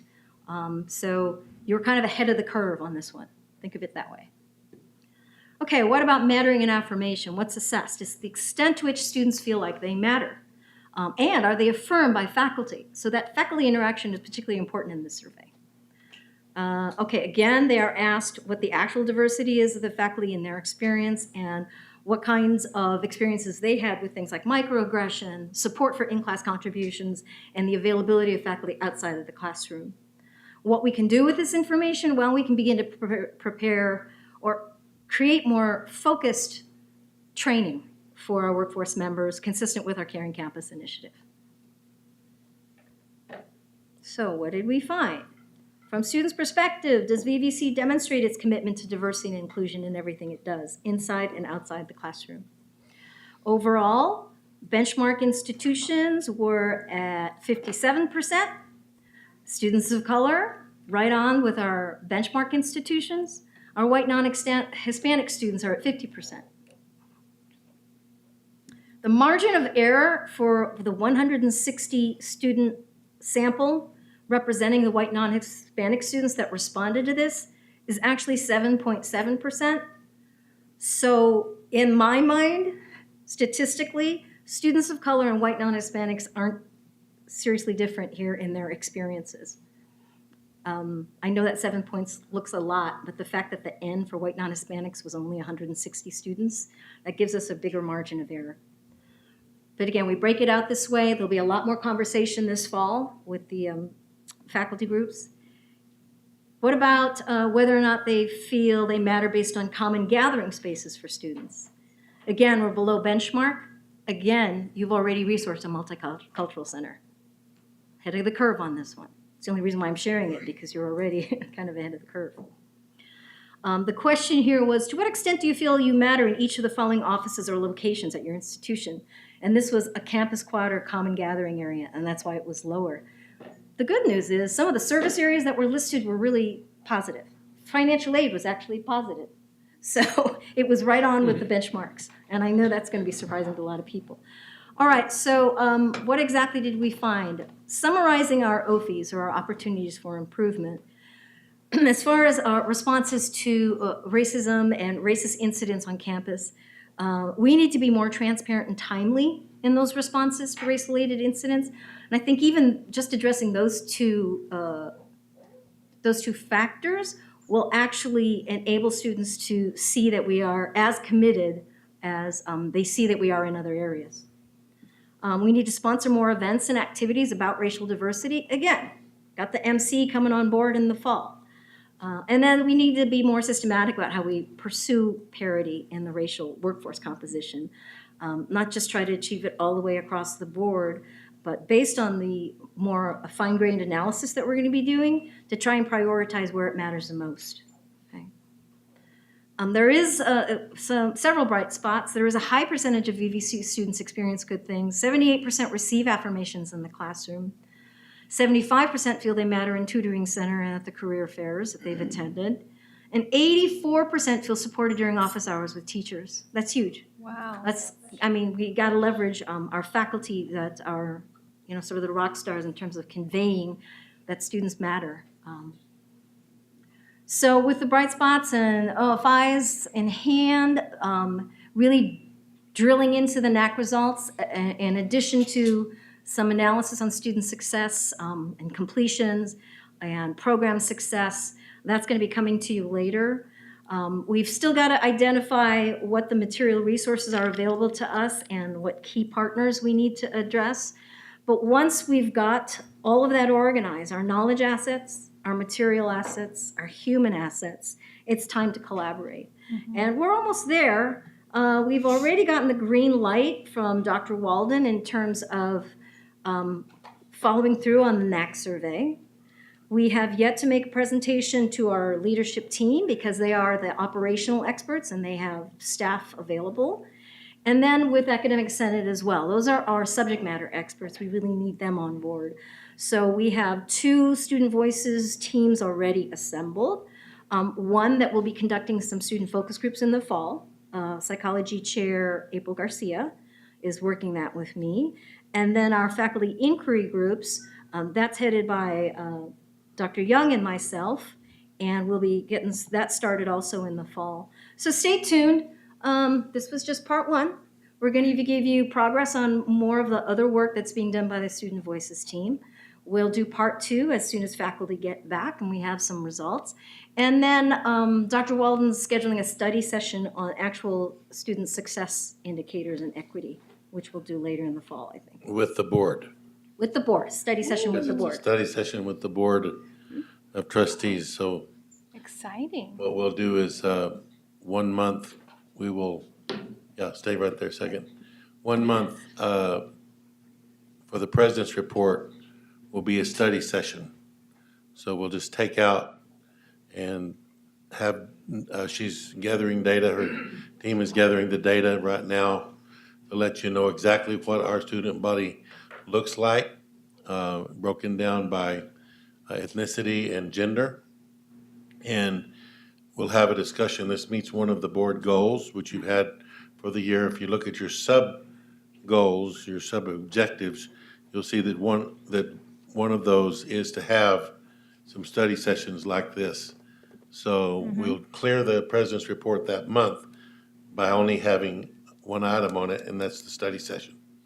So that might take however long you guys. We'll have a team of people here. It won't just be me droning on, You'll making be able eyes to- glaze over. Okay. No. So the board That will was be able to fabulous. discuss amongst themselves and interact with people from the campus that's on the team about the data. Love it. like Dr. That was Young. amazing, Jenny. Thank you very much. Dr. Walden and Jenny, great job. Yeah, thank you very much. I'm not going to beat to death how much I like surveys because I'm just a numbers guy. But how do we engage some of our vendors? How do we engage some of the people that we're putting out a lot of money. I mean, we just put out a big contract to a construction company. We're putting out money to these guys. How do we engage these people? Maybe put up a little bit of money for contests. I think students like contests. I mean, people like contests. The reason they have contests. Why do people go to Vegas? Because they like the contest. So how do we create a survey that's fun that people really want to get involved in, where they feel like they have a chance to win, to really increase those numbers? I mean, Well, it sort of violates the standards of human subjects research design from my perspective, but I understand what you mean by incentivizing more participation. I mean, we did that with our student focus groups last time, right, Robert? And that was nice because, so in that format where it's more intense kind of conversation with students, I think it's okay. I'm comfortable with incentivizing it because you're spending an hour of your time. Yeah, I'm just, I think very clear, and some of you have heard this before, and sorry if you've heard it before. When Dr. Sirotnik, who is in the Applied Research Department at Cal She was State my San mentor, Bernardino, who's been there for 30 years, told me, Mr. Brady, you will not get more than 2,000 surveys out of this. And I said to her, I wanted 20,000, and we got 13,047. We obviously figured out a way to do that. What I'm trying to do is trying to challenge, I think the leadership here to figure out how do we do what we did on the private sector working. So we worked on the private sector with her. We worked with the media, but we obviously engaged people. We didn't have any prizes.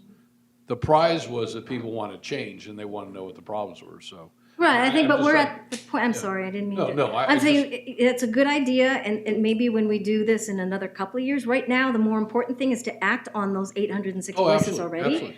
And then the student focus groups again in the fall will even be able to dig in more deeply. And then, and I keep looking at Dr. Young, the faculty inquiry groups. Yes. They're the ones that want to know, what are students saying, how can we get better?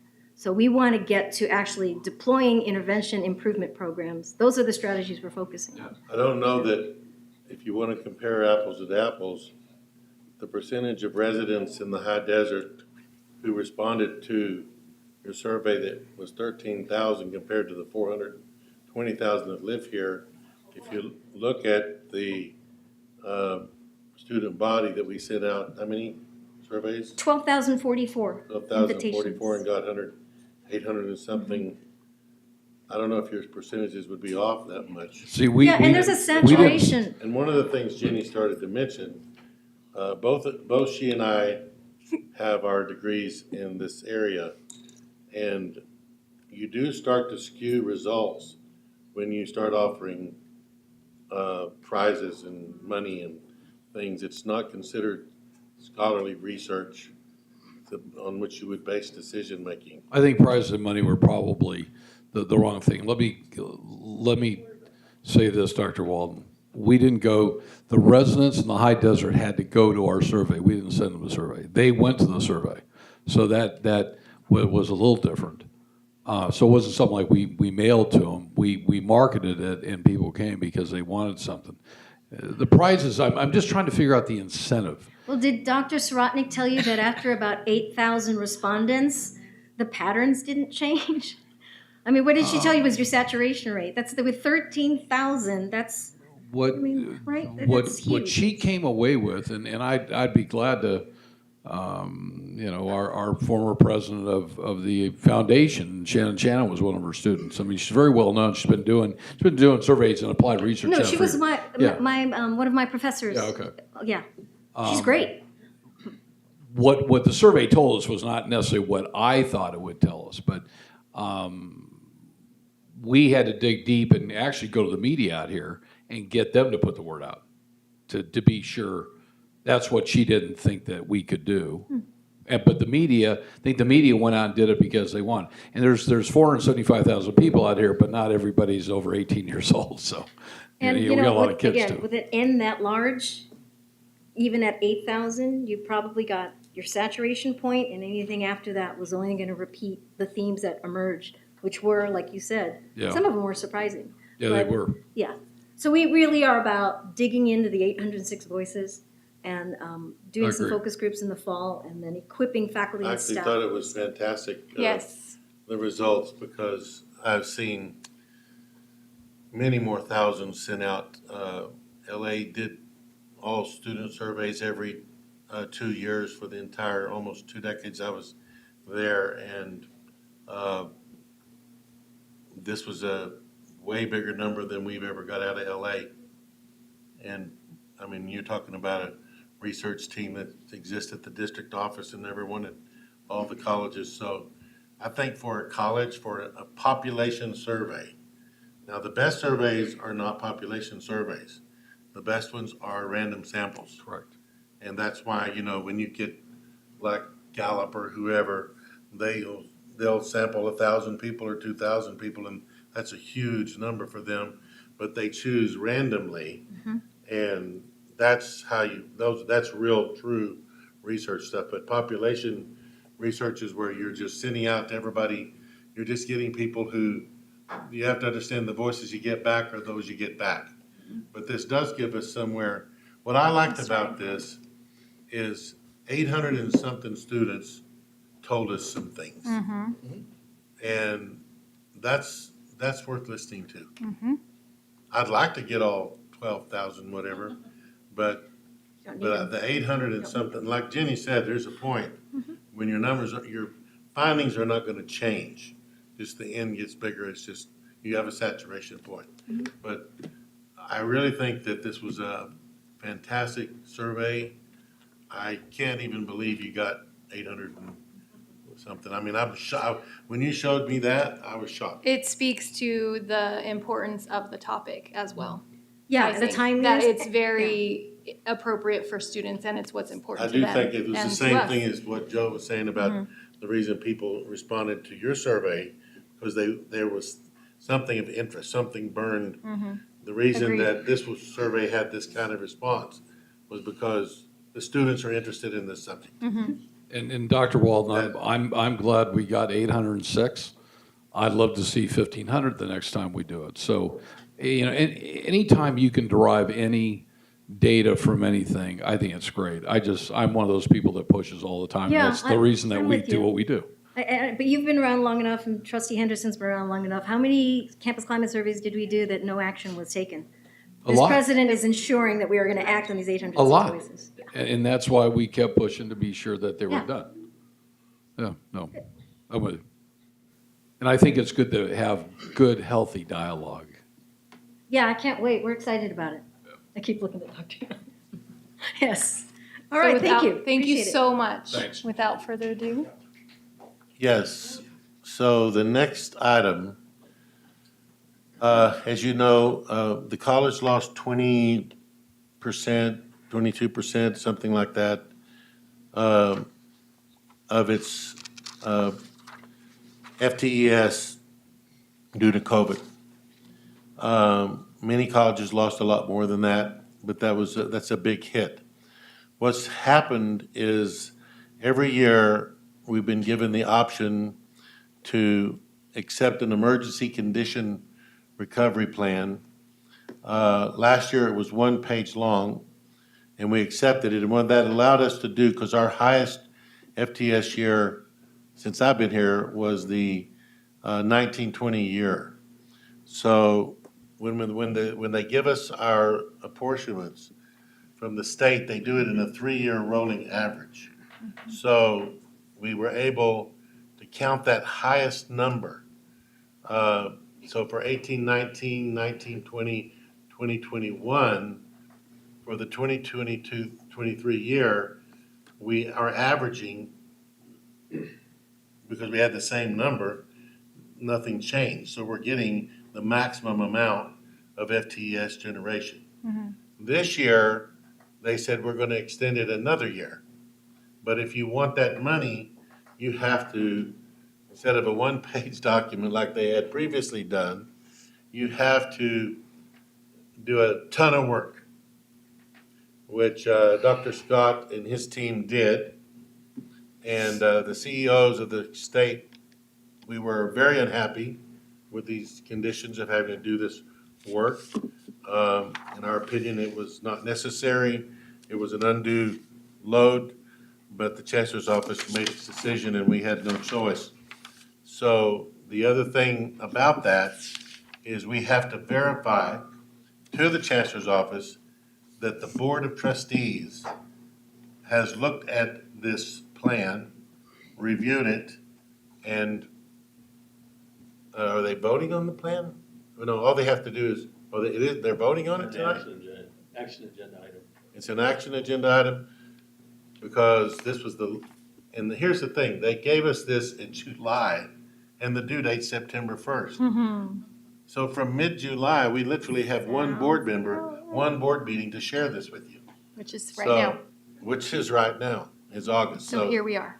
We got it after the last board meeting and it's due before the next board meeting. So Todd, you're gonna present to the board and we gotta document this.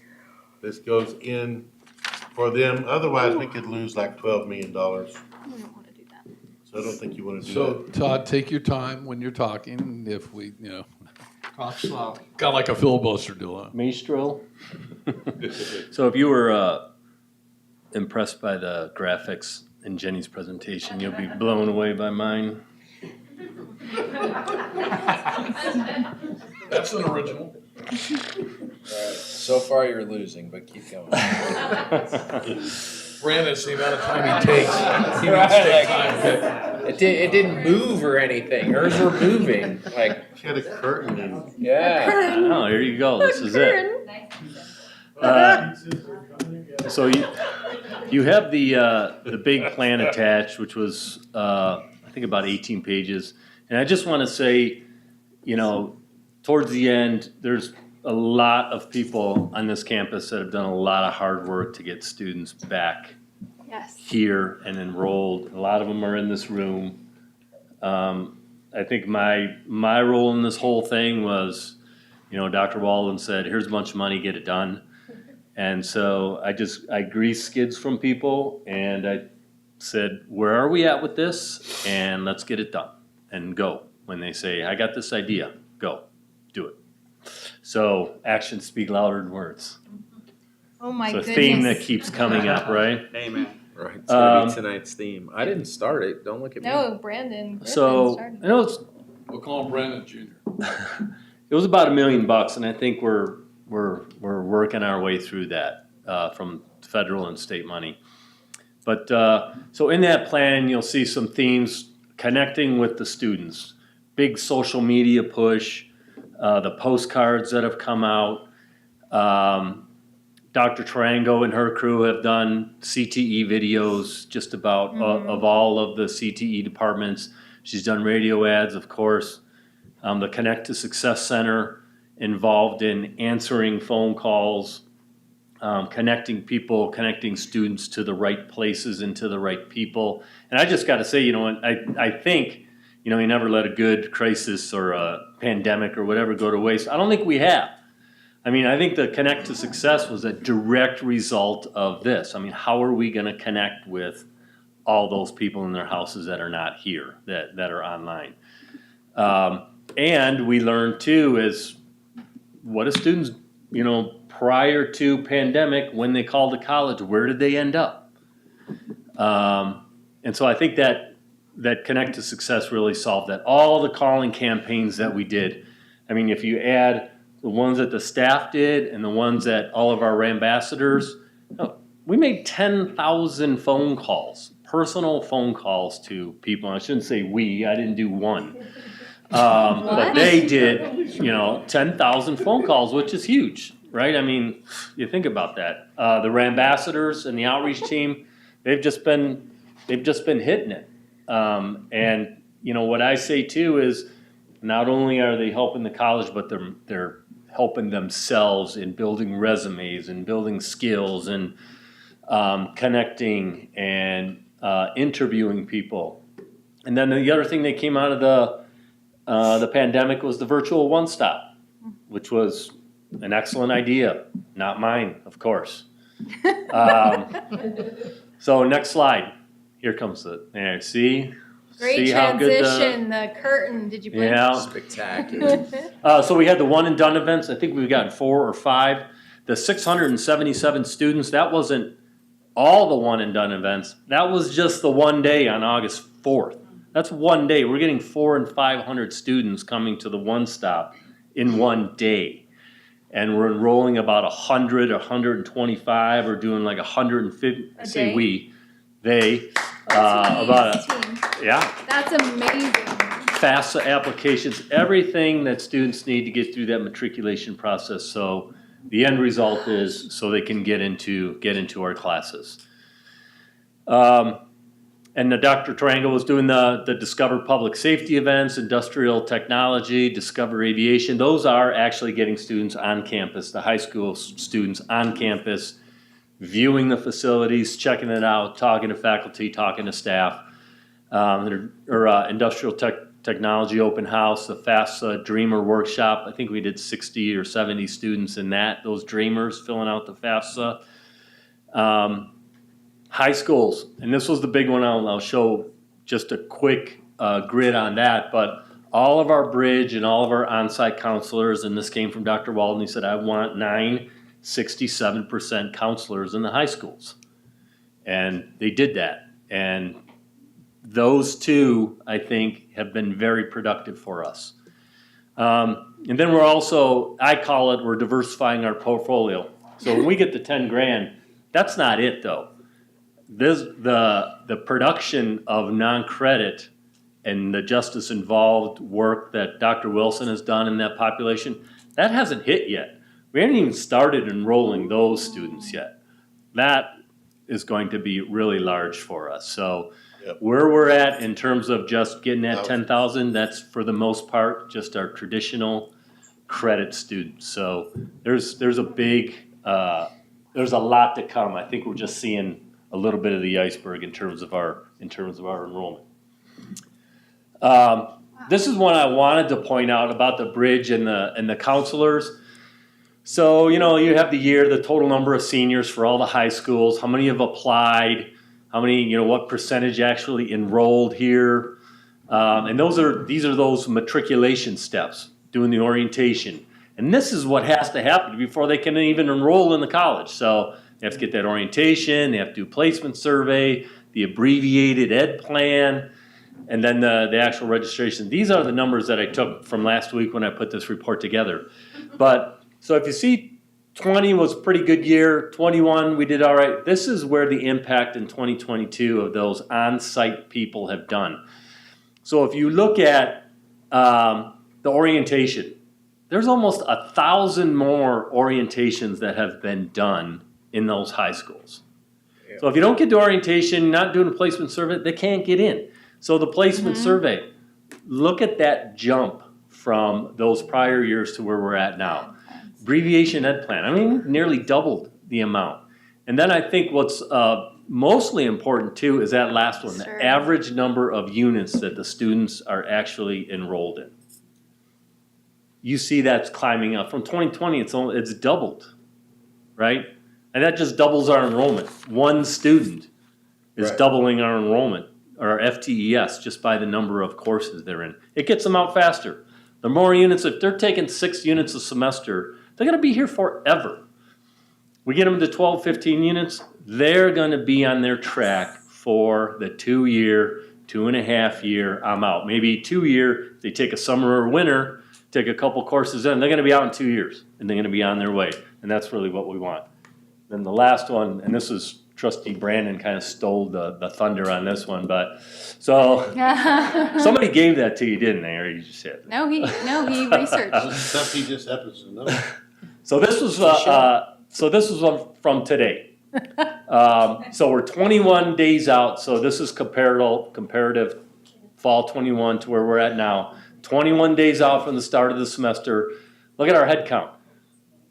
From it was 7,090 last time. This time in 21, we're at 9,300. The number of enrollments, that is those number of courses that students are taking per head. That's why you see that jump in that. That's pre-COVID. No. Post-COVID. No, I mean, that's Oh, we're those back are to pre-COVID pre-COVID. numbers. Yeah, we're getting yeah. there for sure. Right, I mean, that's right where we were hovering before. Yeah, and the team is really doing it. They're all putting together. And I think the biggest thing I can say is, and it's kind of the last section of that report was, what are you going to do differently? Well, guess what? We ain't doing anything differently. We've been doing everything already before your report. Right. So we're going to continue doing what we're doing. We're going to, as Brad Phillips says, we're going to get better at getting better. Yep. Right? We're just going to capitalize on what has been done and kind of keep the train rolling. So that's it. Thank you. Questions? Beautiful. Thank you. Thank you all. Wow. Dr. Todd, let me tell you this. I had to call last night for Michelle because I was too lazy to, I'm not going to say send her a text about something. And I called the college, and the excitement on the person who, on the recording, was really interesting. I put it down, I called back again. I thought it was pretty cool. There was just a lot of energy. Hi, you've reached Victor Valley College. I'm thinking 7 o'clock at night. I've heard that. We're watching. No, it was no, it was good. The second thing, I think I told the story. A couple of months ago, I got a call from a staff member at Barstow, and she wanted to know about putting a sign for Barstow College on a property that we have out in Barstow, close to the college. And we got talking, and I threw a couple ideas, and she said, I get all these postcards from Victor Valley College all the time. And how do you do it? I said, let me introduce you. It's a secret. So I started an email between her and Dr. Back and Dr. Walden, and I don't know what her name is, and it doesn't matter. I can guarantee you there was no follow-up on their part. It's if you don't have this burning desire to be great, you don't want to listen to Trustee Pinkerton all the time, about hitting that line. You're just going to get to it, then maybe he just won't show anymore, but I'm only kidding. No, I mean, I could tell she was really interested, but she got hammered by these postcards. She's real impressed by it. Yeah, I mean, it's just, for me though, it's, plan, but you got to execute on something. Absolutely. I mean, you have a bunch of plans or whatever, I always tell people, I had a president one time who used to say to people, I'm from Missouri, the show me state. Show me. And you had to give them what you were doing and what your results are. So I'm really thankful that we're still building this great team here. Congrats. It's all about outcomes. And when I'm hiring people, I want to know, what were your outcomes at your last job and your job before that? When I write my resume, I don't say, I used to do this and I used to do that. I say, I did this and such increased by a certain percent. Every item in my resume was like that. And that's the kind of people I hire, and that's the kind of people that we're bringing on the team here, and that's why you're seeing this happen, because if we're not going to get results, then we need to do something different. We're not here just to hold down a job, and we are here to do things for students that benefit students. And so I thank Todd, I thank the team, I thank Art, all of our VPs, our cabinet, our deans, our directors, our faculty. It takes a whole village to get this done. If this, I'm just kind of crossing my fingers, if this 33% holds comparable day, in other words, if by the first day of, say by census, that's what the day you get your money, we have 33% more than we had this time at that census date last fall, we won't need this emergency. In fact, we'll turn it down, because we'll say, just pay us on our FTES. Will they still do the average, or will it just be current? It'll be average, but the average will be going up. Yeah, okay. Exciting. So, Sounds next good. item. I feel like what I kind of heard Dan say was that if we stay at 33% or above, he's going to be hosting a party for everyone on campus in his office. Did you guys hear In that? his Is that office? right? Art, I know Art heard that. Art and I are on the Everybody's same giving frequency. a thumbs up. They all heard it. Did everybody hear that? John, you heard that? I'm afraid inflation will be at 40%. Right, okay. But they've redefined the definition, so we're gonna call it something else. Moving on to There won't be 6.4. inflation. Please. We look forward It's to the party. 7:50 for Dan? goodness sake. Yeah, well, we'll see how much of the $1 million he has left over. Okay, next thing, ASB goals.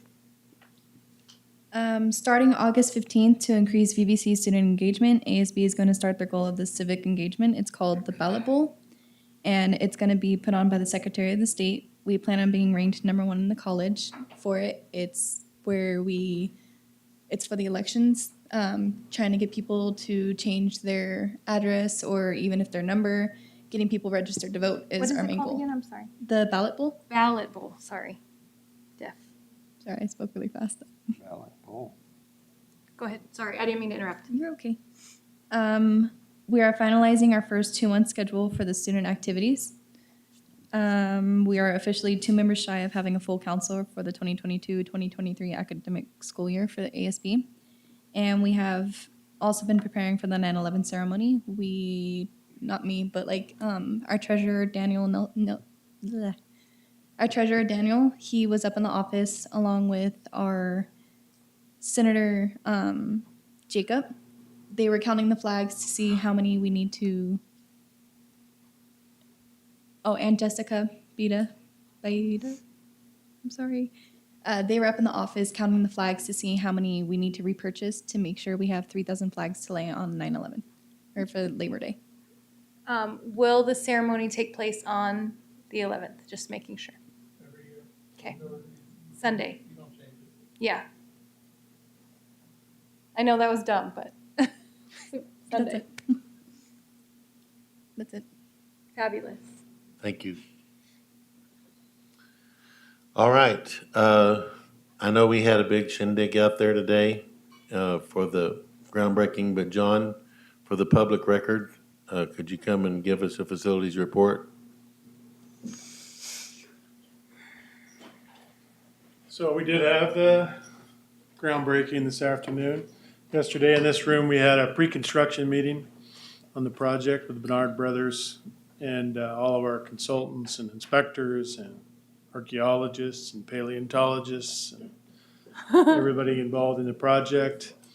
I issued a notice to proceed this morning based on the pre-construction meeting. Start date of the project is Monday the 15th. There's a 530-day duration of the project. Was put us in about end of January in 24. So I've been on grandbaby watch last couple weeks. So Robert might have to help me with, is the elevator working in the SAC yet? Elevator, I've heard, is being inspected tomorrow. Okay. It'll be up tomorrow afternoon. The revolving door is just about done. So at the next facilities report, hopefully we'll have some completions to talk about. The Rams Cafe is going well. It's getting close. We'll have a tour there when we get that done. We do on tonight's agenda, there's a project to take a water line down from our upper pond to the loop down to fill the lower pond, which Dr. Walden didn't even know we had a lower pond. But we do have a lower pond down there that irrigates the soccer fields down there. Where's that lower pond at? I didn't know we had a lower pond. It's kind of hidden. It's down at the just right above the soccer fields. There's trees and shrubbery around it, and it's basically our storm drains drain down into that lake, and then we pump the water into the irrigate the field. So anyway, we have to get that project done because our water source is going to be interrupted with the project. So that project's going to start Friday. It'll be done in a few days, and we'll have that issue taken care of. So, but other than that, next month we should hopefully have some projects done. Building 50's getting really close. We're getting ready to start punch list on it in the next couple weeks. So, some things are getting wrapped up. Other things are just starting. So we stay busy. Never ending. Yeah. Thank you. And I couldn't help but hear Dr. Walden keep saying 2 or 3 times, and you're going to see this project through, right? That's what he keeps saying. Yeah. That's what I'm gonna keep You know, on I saying. just want to let Dr. Wall know I was It's listening. called manifesting. Looking for an agent. You want to negotiate a new deal? Oh boy, oh boy. Moving on. I'm gonna keep believing. Let's see, the foundation. Kirsten's like, when are they gonna let me up? They didn't vote to let me go to the front of the line. Hello, good evening. Fred could not be here. They are doing a celebration for him at Town Green this evening. So he sends his regrets, but I'm sure he's having a good Can time you out there. explain what they're celebrating? They're celebrating, he did retire from Desert Valley Hospital. And some of you probably have known that, but yeah, he's planning on staying in Apple Valley. He loves this community. He's staying on as foundation board president. He is an important person in this community, and we value him very much. I think he said that he called all the board members. Did he call everybody? Yep. Yeah, had a great conversation with him. He's an amazing man. He is. So next month, we'll see him. Okay, here. good. Okay. So we have been busy. You saw our scholarship drive videos and the things we've been doing. So we've been busy awarding the money. So just for fall, we have paid out $105,000 to 154 students already. So it's been really good. Yeah, and so what we ask they do is they either film a video or they write a thank you card to the donor where they received the scholarship. So we have a stack of thank you cards in my office, but I did a small compilation. I like videos. Compilation. We like it. Of thank you video. too. Okay, of thank you videos where they are addressing the donor, so you can see what our donors see, what they're telling the community. If Tim could roll that for me. Oh, and someone left a bottle up here. Take a swig. Yeah, no, thank you. It's not mine. Oh, wait, no, it might be COVID now. She's clean. I was waiting for Polish security to come right away.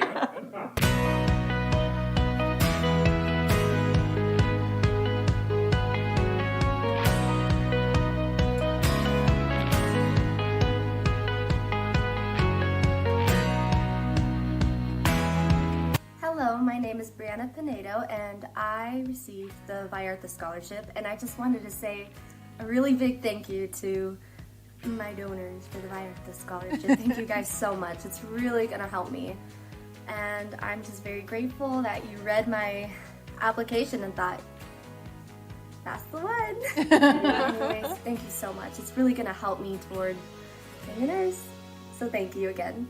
Hi, my name is Cassandra Reese, and I am majoring in Communications and Fine Arts, set to graduate in spring 2022. Shout out to the VVC Foundation for making this possible. I appreciate all the hard work that you put into the scholarship drive every year. I would first like to thank the family of Bill Grulich for selecting me to receive the Bill Grulich Memorial Scholarship.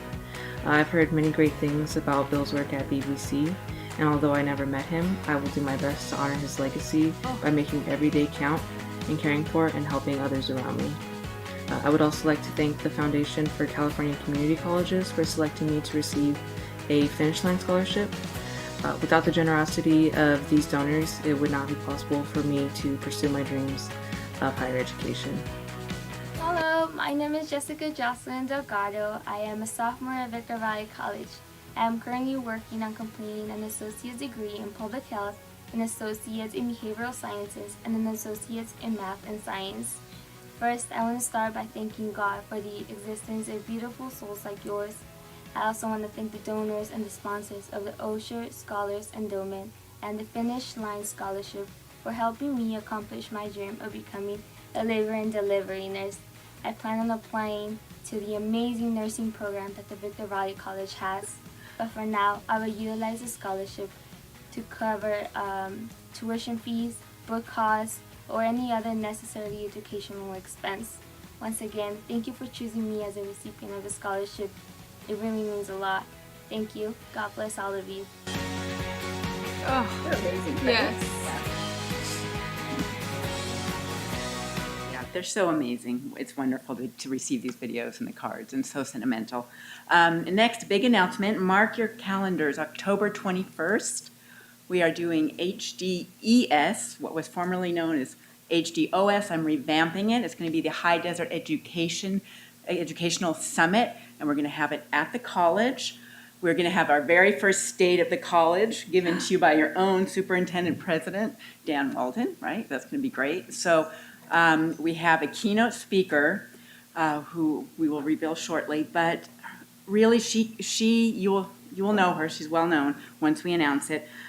She got into a four-year university, had all the grades, made the decision to go to community college because she thought it would be a better education for her, and it turned out to be, and that's what she's going to speak on. So I'm really pleased to bring the community to the college, showcase the college, and start an annual State of the College, and really make it about education. I love it. Yeah, so I have a little teaser video, too. Oh, yay. Okay. Sorry, Tim.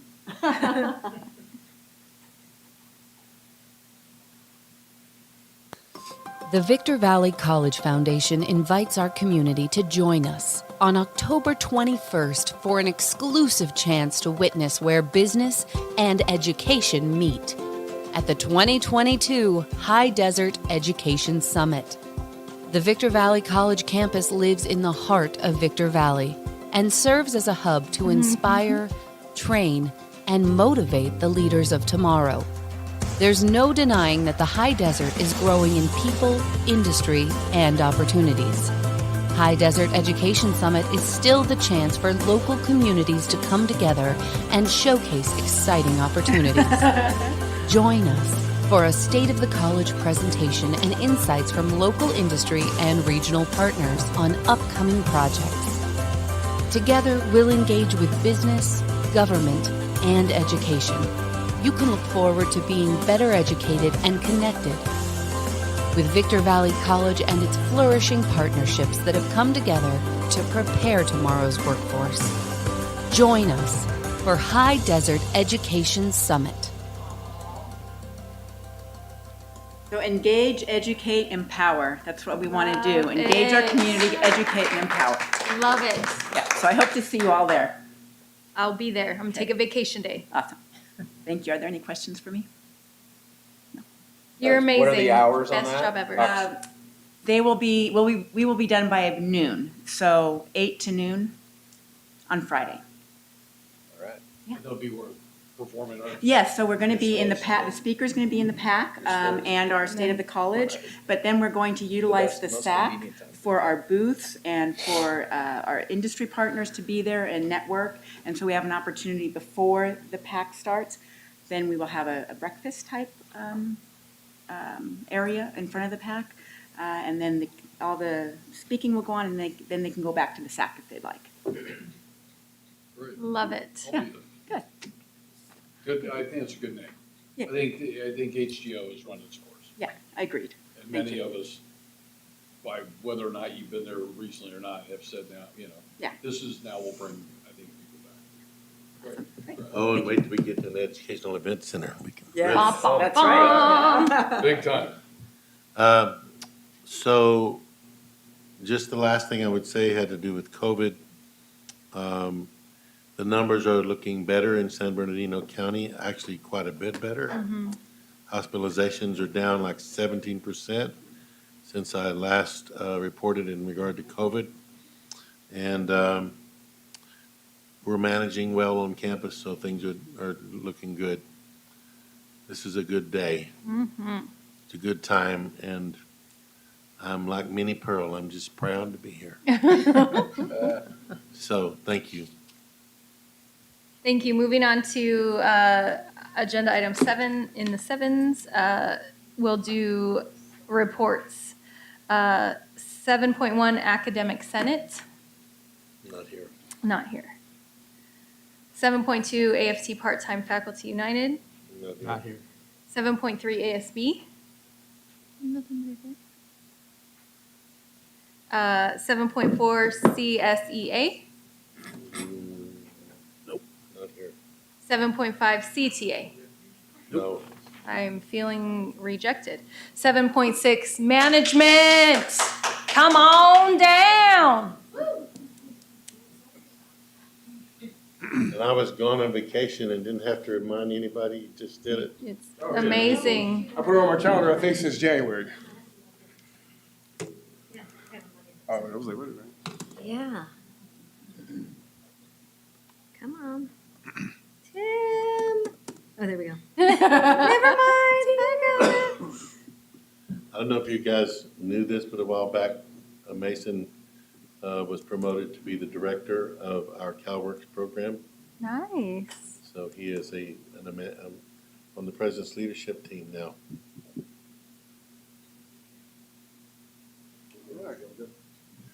Oh, actually, I didn't have practice yoga since our retreat. Not saying I did it well, but. So hello, everyone. I'm Mason Blanche. I'm the director of CalWorks. I was kind of confused when I looked at the agenda item because it said discuss some issues in regards to the constituency group. So today I'm not going to discuss issues. I'm just going to let you know what's going on in certain pockets of our campus. So CalWorks. For those of you who don't know, CalWorks stands for California Work Opportunity and Responsibility Kids, or CalWorks, and it's a state-funded program that provides temporary cash assistance to families with dependent children to help meet basic needs. So basically, if you're financially strapped, you can go to the county, apply for CalWorks, and they'll help you to take care of your basic needs, such as food, shelter, this, that, and the other. So CalWorks also aids parents in completing training programs with the goal of helping families become self-sufficient. So the goal of CalWorks is to help people kind of take charge of their destiny, transition off aid to where they can, take care of their families in their own capacity. So students who are actively aided on a CalWorks case at the County of San Bernardino are eligible to additional support here at Victor Valley College. So what I'm going to share with you is some of the benefits of our CalWorks program. So one of the first benefits is you get quick access to counseling services. So CalWorks has 2 full-time dedicated counselors that are here to make sure that CalWorks students receive timely ed plans and attention. We're trying to make sure that we reduce barriers to entry because this population by default is at risk. Mm-hmm. So one of the things we do to make sure that we engage with our students is bi-weekly wellness checks. So as soon as school starts, you're going to get a call from a CalWorks staff member or counselor every 2 weeks to see how you're doing. How's school going? If you're having some challenges, we're going to refer you to resources on campus or resources offered by the county. So if you're having academic challenges, we may refer you to Access or tutoring. Or if you're having trouble meeting basic needs, which is common in CalWorks household, we'll refer you to our basic needs services. In addition to that, our program also supports with basic needs. So we offer student resources, to Walmart. If they're on campus and they're hungry and they can't afford a meal, they come to the CalWorks department. We'll take care of them. We also help with purchasing books, school supplies, cap and gown. We even help with their gas because we're trying to reduce as many barriers as we can for students to be successful. In addition to that, we provide alternative resources. So for example, sometimes our bookstore is overwhelmed with demand for certain items. So as a contingency for our CalWorks students, we have Barnes & Noble, Amazon resources to make sure that, hey, they get the books they needed timely so that when they start class, they're ready and they're good to go. So we also have a work-study program because the overall goal from CalWorks from the state level is to transition customers to be self-sufficient. So in our work-study program, we help with resume building, mock interviews, how to job search effectively, and then we have job placement opportunities throughout the community. So one of the benefits of the CalWorks program is that we actually partner with local businesses to give students work-study opportunities so that they can develop their professionalism and get an imagination for themselves how they're going to conduct themselves professionally once they graduate. And we also have workshops because we're trying to provide students with life skills so that it can help them, improve the trajectory of their life. So we have time management, working with the Child Development Center to have a balancing school and family life workshop, note-taking, credit building, which is a big one because I didn't learn that until I was in my mid-20s. I wish somebody would have taught me. Registration and graduation workshops, and then as a result of the pandemic, we're looking for more workshops involving mental health. Mm-hmm. So these are some of I looked at the student services portion of the educational master plan, and I just looked at some of the ways that CalWorks supports the campus as far as moving the educational master plan forward. So we improve the quality of service and overall college experience for students. We're utilizing a new approach towards student engagement. I forgot to mention that periodically we send out surveys to students so that we collect information on how we can help them, so that we can tailor services to the individual. So we do have a blanket of services, but we're also trying to figure out individually, how can we help you succeed? Now, we're not trying to support so much that we get in the way of your personal responsibility for managing your life and your own growth, but we're trying to make it really hard for you to fail. So yeah, using research-driven data approach towards creating tailored student experiences and ensuring practices foster student retention, persistence, completion, and post-completion success. So that's our CalWorks program. Our goal is to grow the program as big as we possibly can and become the #1 program in the state. We're trying to strengthen our partnerships with the County of San Bernardino so that we have more visibility in their offices. And I think that's about it. Are there any questions? Yes, sir. How many students do you deal with directly? I mean, So what's your count? So that's a good question. As of last year, CalWorks has been at its lowest number as a result of the pandemic. And let me explain why. So prior to the pandemic, we had roughly 299 students. And this was because, on average, about 1% per month, students were coming off cash aid. Not actually students, just customers in general. The population was shrinking. Then the pandemic hit, shook everything for a tidal wave. As a result of the pandemic, so I have to explain this rule. So when you apply for cash aid, you have to do something. You cannot collect aid and kick back at home, play Xbox, eat cereal, which sounds like a good time to me, but you have to engage in an activity. It can be classes at the county, or it can be college, or it can be picking up trash on the side of the road, whatever activity you work out with the county. So when the pandemic hit, they removed that requirement. So everybody's exempt. No one has to participate temporarily. As a result, statewide, the CalWorks population declined. Sure. So like 4 years ago, we had like 26,000 CalWorks students statewide. Last year, it was at 11,000. The expectation is they're going to bring that rule back. They would have brought it back already, but as a result of COVID fluctuating in numbers, they suspended it for additional 90 days. So I believe October 16th, they're going to reinstate the rule, which is going to force people who receive CalWorks to select an activity, and statewide, college numbers should go up. So this is not a VVC problem, it's a statewide problem. And even though our numbers are lowest than they've potentially ever been, we're actually doing better than colleges in our area. So as a manager, my objective is to push the program regardless of what rules they have in place. So I have to function as if this rule is going to stay the same forever. So I have to attract CalWorks students and lure them and position for them to see us as an opportunity and a possibility for them to be successful. Does that answer your question, sir? And then you said that you survey your clients. Yes. How often do you survey them? I would say about twice a semester, twice the main semester. And what kind of response, what percentage do you get?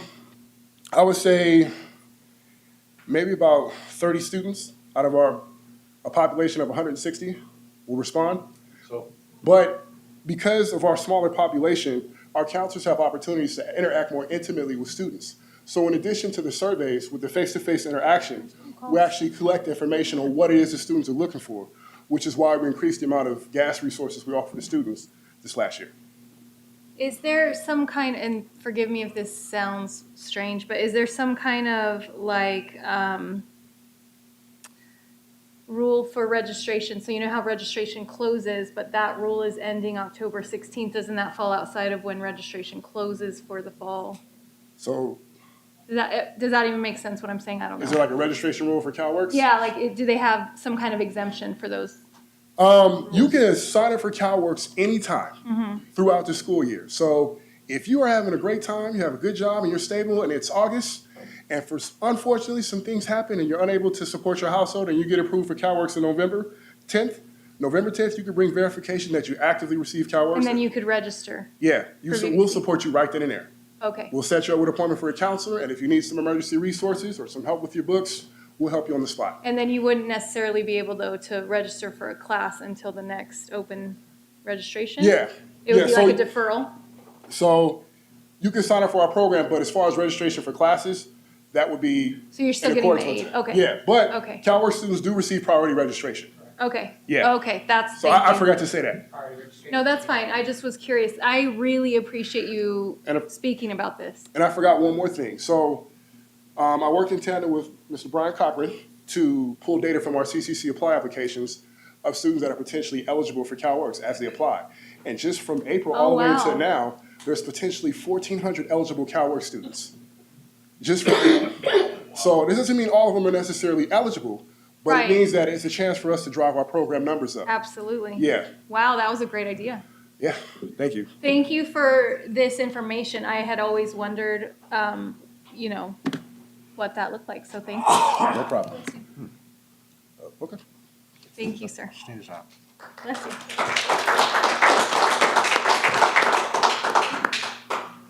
Consent agenda. Okay, moving on to item 8, consent agenda.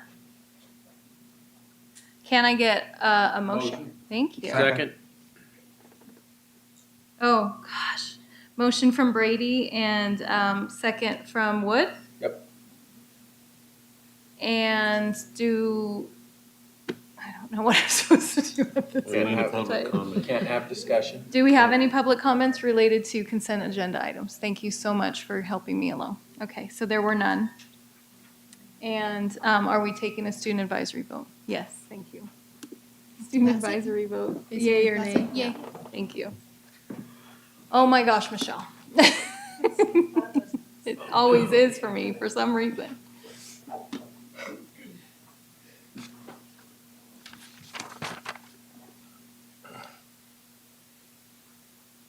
Don't worry, I'll get it all figured out by November. And then it's over.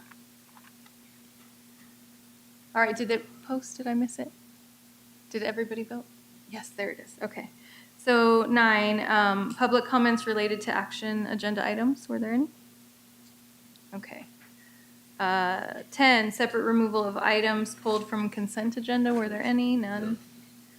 10.2, second read approval of board policy 1100 as in relation to the college district. Can I get a motion? Motion. I'm gonna make a motion that we approve 10.2 through 10.10. I don't think we can do that, can we, Michelle? I thought we could. It's a lot on her, so let's just keep it in the format. One person wants to make a motion, I have to go through. So motion with Henderson. Well, I'm making the motion to go 10.2 to 10.2 through 10.10 in one vote.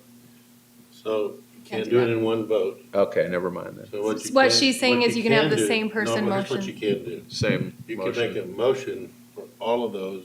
If somebody else wants to second it. Oh, she's there we gonna have go. to We already have a second. motion Okay. on the floor for Chance to one. vote. I'll second it. So then I'll make a motion on, That's assuming nobody wants to discuss one. I'm gonna make motions on 10.2 through 10.10. Okay, so scratching Henderson on the open Well, unless motion. it doesn't get seconded. Would, he already seconded. Henderson Oh. is seconding There we go. for that. If you want, we can do one student advisory vote. If she. Are you, okay, she says yay. And then if you're all voting yay on all of them, I can just hit mark unanimous and go down the road. There Is we that go. what we want? Assuming there's no discussion. Are there any discussions involved in 10.1 to, Nope. No. I've Whatever. pre-read them and they all look good. agreed, we all agree with them. So I think we are in agreement to do that, and our student advisory vote is yay. Yep, so it was Wood motion, Henderson second. Tim, did you move the camera back up here? Okay. Thank you. We like to stress you out.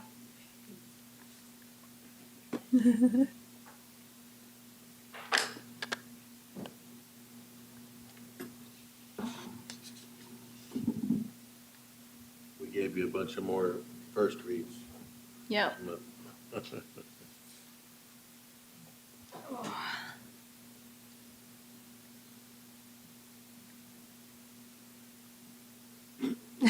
We love you, Michelle. You're doing fine. That's a lot of pressure.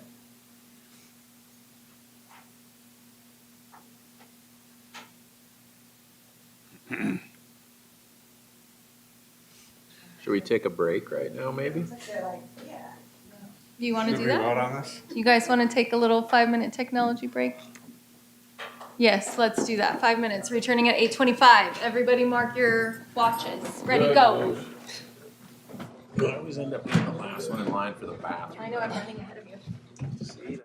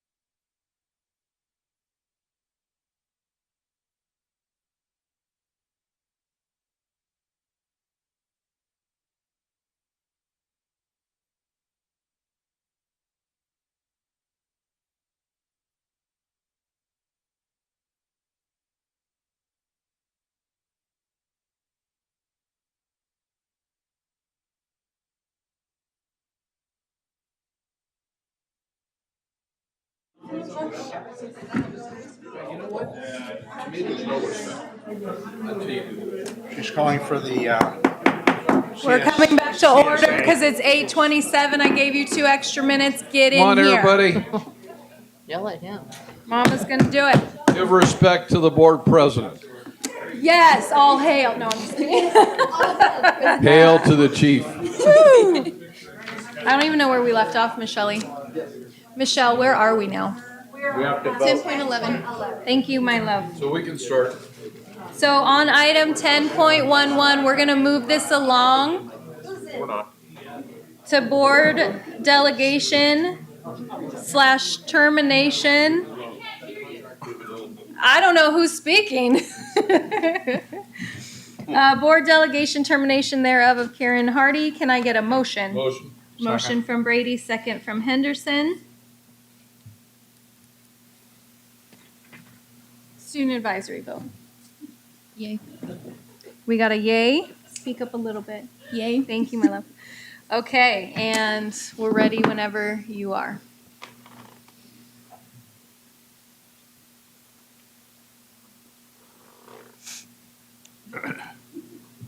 Welcome back, Todd.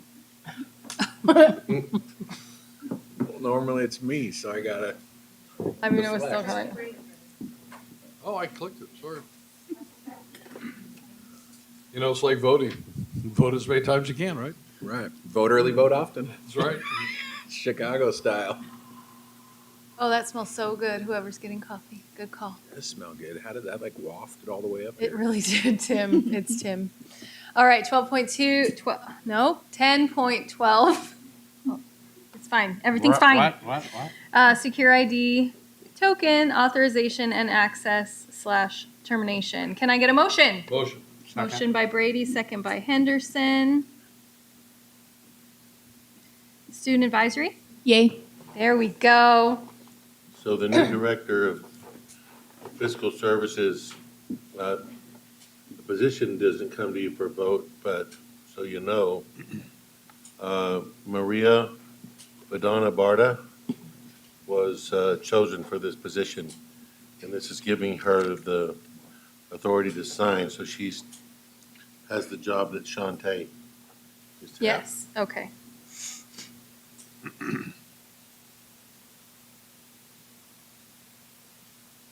Oh, no, that was, is that what that is, the secure ID? Yes. Okay. All right, just because the next one. So 10, I did. That also doesn't, then we'd have 2 on her. okay, Michelle, get it. twice in a row I've clicked it. 3. No, twice I've clicked it. And it's It's not gone away registering and then it? it came back. Twice, the last 2 times. It's a phantom, it's a It went Chad. through now. It's yes. That's the hanging Chad. It's the hanging digital Chad. No, I'm telling you, you gotta check the voting machine here. Did it go up? Did I miss it? I blinked. 10.13, board delegation authorized agent status. Can I get a motion? Motion. Second. Motion Brady, second Henderson. Student advisory. Yay.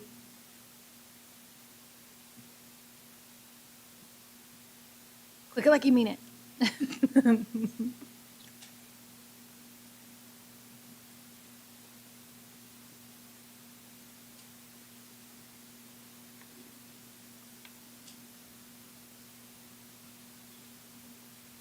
Oh my gosh, sorry.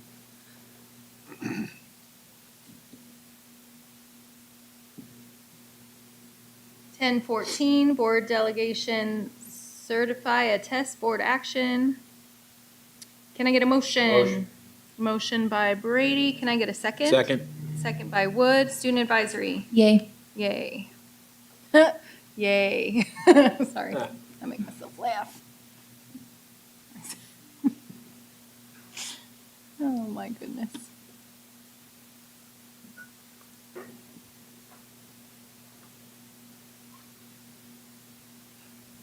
Ten 15, adoption and approval of the 22-23 emergency conditions recovery plan. Can I get a motion? Motion. Second. This is what Todd approved. Motion Brady, second by Pinkerton. Student advisory vote? Yay. Yay. Sorry to speak over you.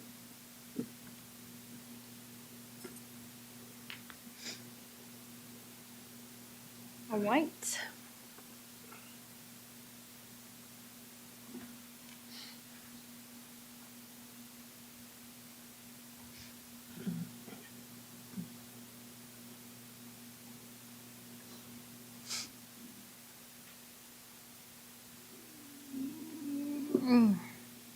And moving on to 12.1 Agreement, American Engineering Laboratories. Can I get a motion? Motion. Motion Brady, second Henderson. Student Advisory? Yay. Have to do with the stadium. Yep. Stadium. 12.2 was already moved up, as was 12.3. So move. Oh, sorry. I got a little bit excited.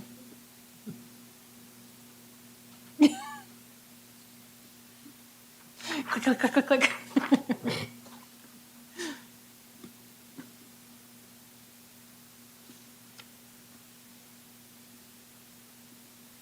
All right, so moving on to 12.4, Agreement Golden State Labor Compliance. Can I get a motion? Motion. Motion Second. by Henderson, second by And Pinkerton. another stadium item. Did you get that, 12-3. Michelle? 12-3. No, 12.3 was moved up. Yeah, we moved that. So 12.4 is what we're talking about. And Student Advisory? Yay. Yay. Right.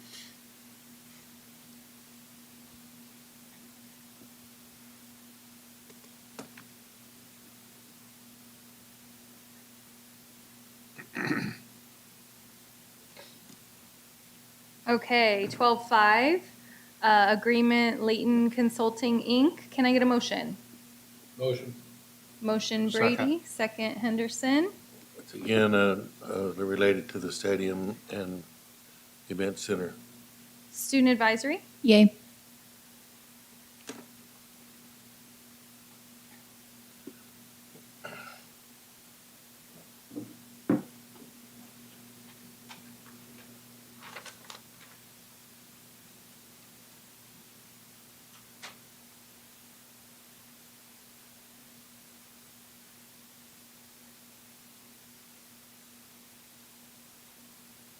Okay, 12.6, New Fund, 32, Cafeteria Fund. Can I get a motion? Thank Second. you.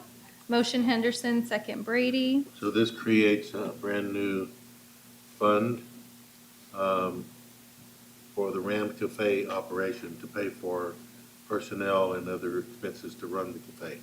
Fantastic. Student Advisory vote. Yay.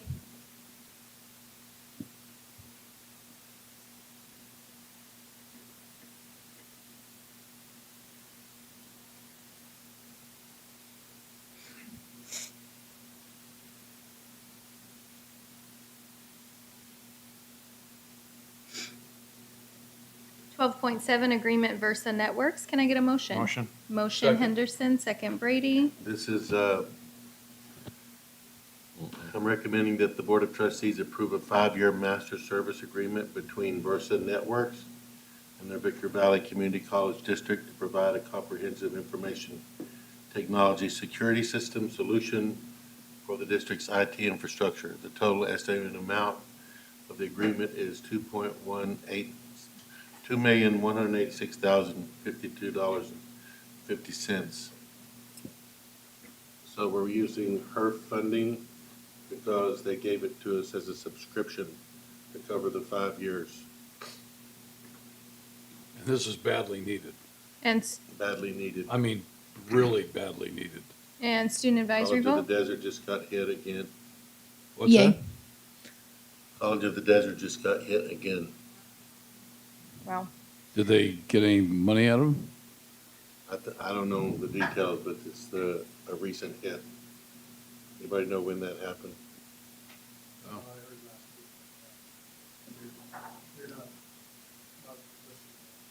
No. For the record, the student, Let me tell you what just happened to me. Yeah. Yeah. for the record, Student Advisory vote was yay on that. 12.8, Agreement Precision Inspections, Inc. Can I get a motion? Motion. Motion Henderson. Can I get a Second. second by Brady? Is this, John, is this one also the, For all of our projects. all projects, okay. Oh, okay. And student advisory vote? Yay.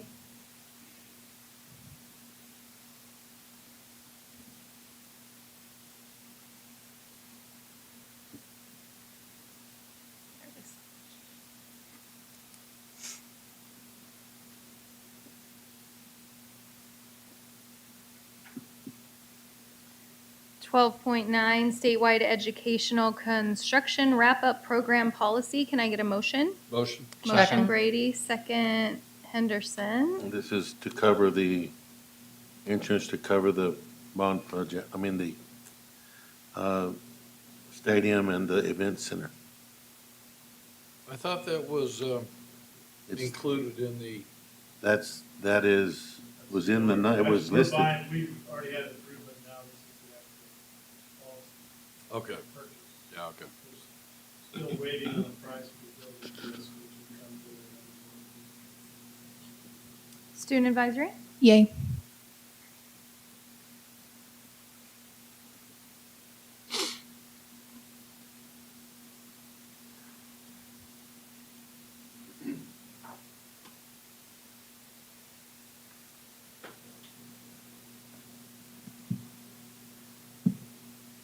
Did it pop up?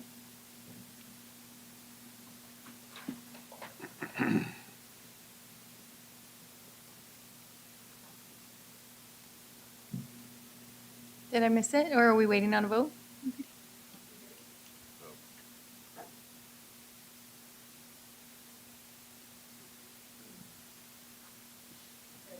Twelve-ten, agreement renewal, Alucion. Can I get a motion? Motion. Motion Henderson, can I get a So second? Second. So this is actually not a renewal per se. I believe it is a new contract, right? No, it's actually amends An amendment? 2016. Oh, it amends the 2016 agreement. Well, we went out for an RFP, they competed, we debated it like crazy. There was about 4 or 5 finalist companies, and this is the one that we are recommending to the board.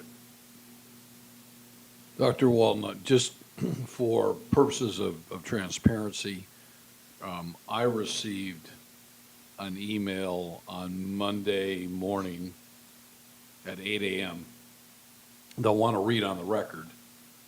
And then I believe that the board received one as well today, just to read on the record, and maybe you can just address the concerns. Dear Trustee Brady, and this first sentence bothers me, but I still need to read it. You're the only trustee who can stand up for us. This comes from Deborah Peterson. I've known Deborah for a long time. You're the most honorable man on the board. None of the California community colleges are using Lucian for managed service. Why does only VVC have to use them? It does No. not give. First of all, I do not believe that was from Debbie Peterson. That's a hack email from some other person, a disgruntled employee in IT who's misrepresenting Deb. Interesting. Wasn't from Debbie. We do not believe that email is from her.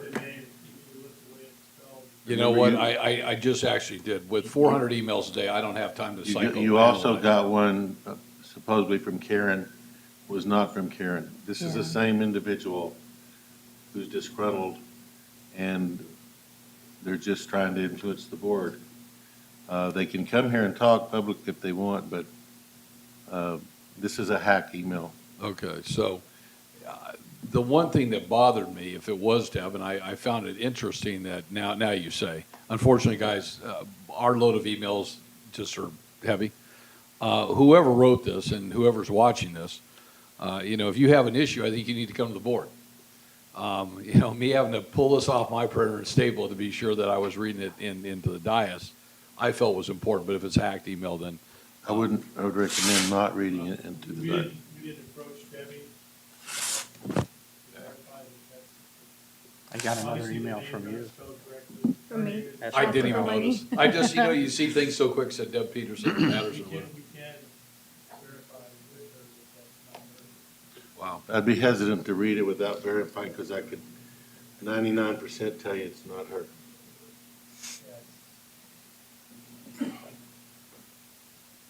Oh, well. So whoever's watching or whatever, you had your shot. Sorry. So, anything else? No? Student advisory vote. Yay.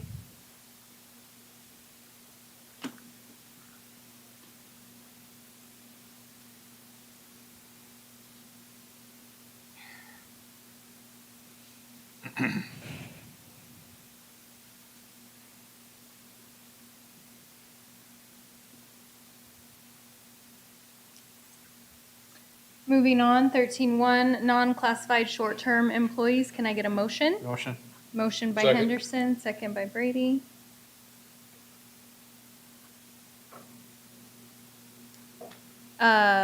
Student advisory vote. Yay.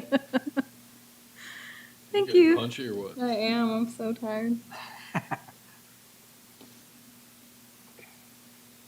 Oh.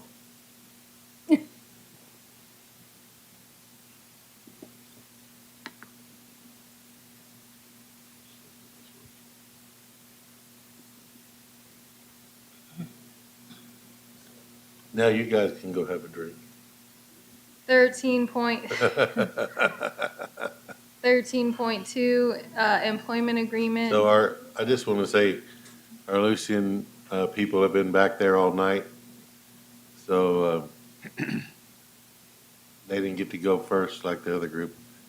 That's because they didn't make a presentation. Facts. So you guys don't have to sit here if you don't want to.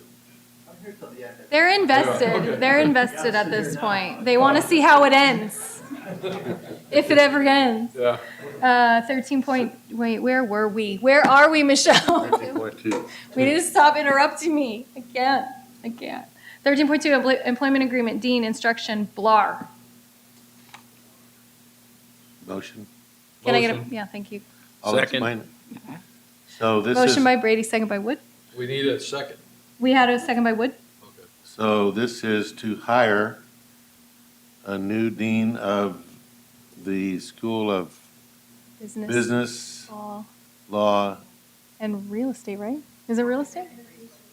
Oh, Academic real estate, Resources. what? And that person would be Dr. Henry Young.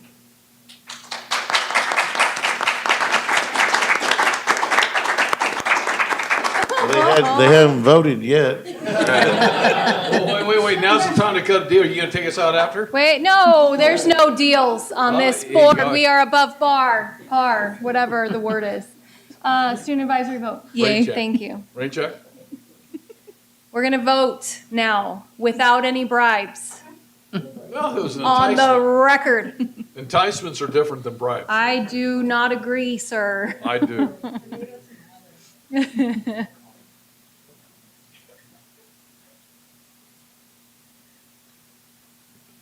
There it is. You can go home now.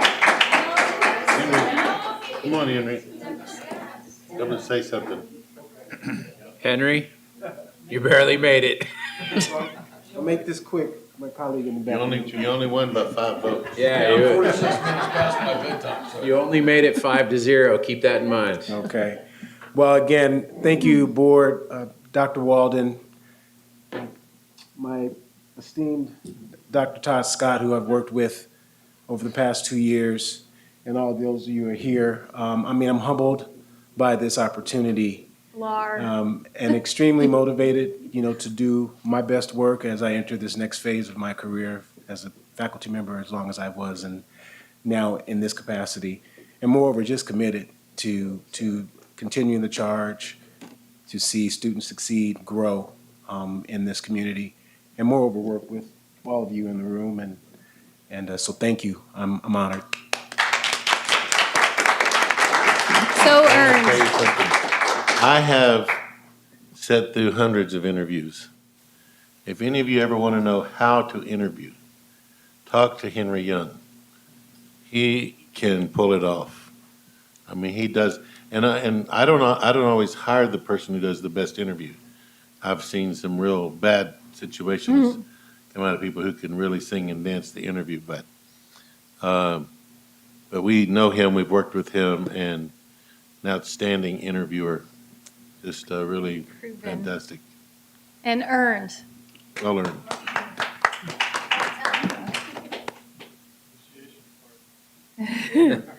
I second that. So 13.3, employment agreement, Dean Instruction STEM. Motion. Ooh, I heard Pinkerton over there in the Second. corner with the Whoa. motion. She This beat is- me up on And a this? second from Wood. Did you get that? This is to hire Whoa. Amy Asul, Whoop, whoop. Oh, you're not gonna bust her chops, huh? who's been serving as the interim dean, but this is a permanent selection. Nice. Well, as permanent as deans are, 1-year contracts. They come due on my birthday, March 15th. The Ides of March. That's in the law. Student advisory vote? It sure is. Yay. Yay.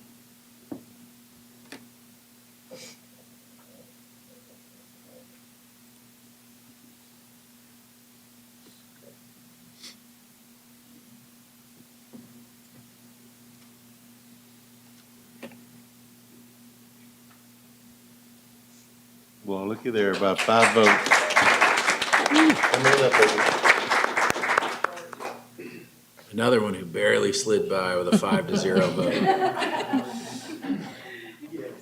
Good evening, Board of Barely. Trustees, President, everybody in the room. Thank you so much. I'm so excited to start on this permanent, albeit a year, contractually on a year-to-year basis.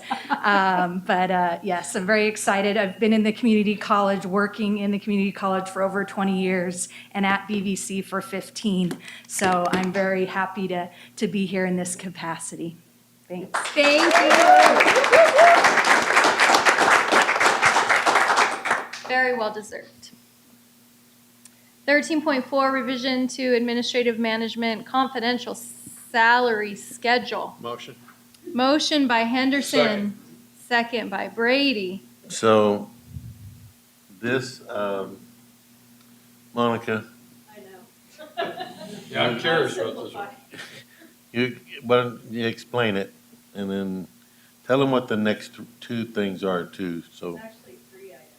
Yeah, I know, They're so all that, connected. yeah, all 3, yeah. Come on Because down. it's all interrelated, so when you vote on one, you need to know how it relates to the other 3, other 2. So the next 3 items are related to the classification and compensation study that we did. We started in February of 2020, and we concluded it in September of 2021.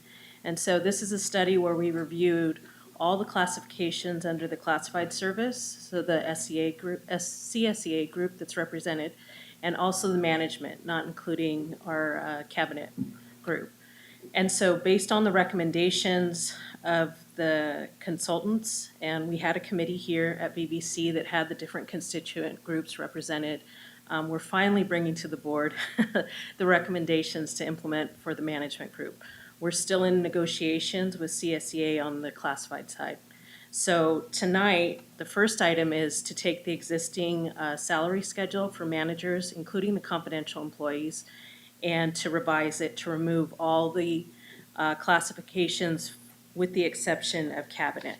Since cabinet wasn't part of the study, they have to remain on the existing schedule. So there's no change to any cabinet members' compensation. It's just revising the schedule to reflect that we're the only ones on this one now. So that's the first item. The second item is to adopt the new schedule, which is again 8 steps and several ranges. And then we also are adopting all the new job classifications for the managers. And so we have been bringing these to board as we recruit for new positions since the study in September 21 concluded. But we wanted to bring everything together tonight because now we're placing it on a new schedule. So that's the second item.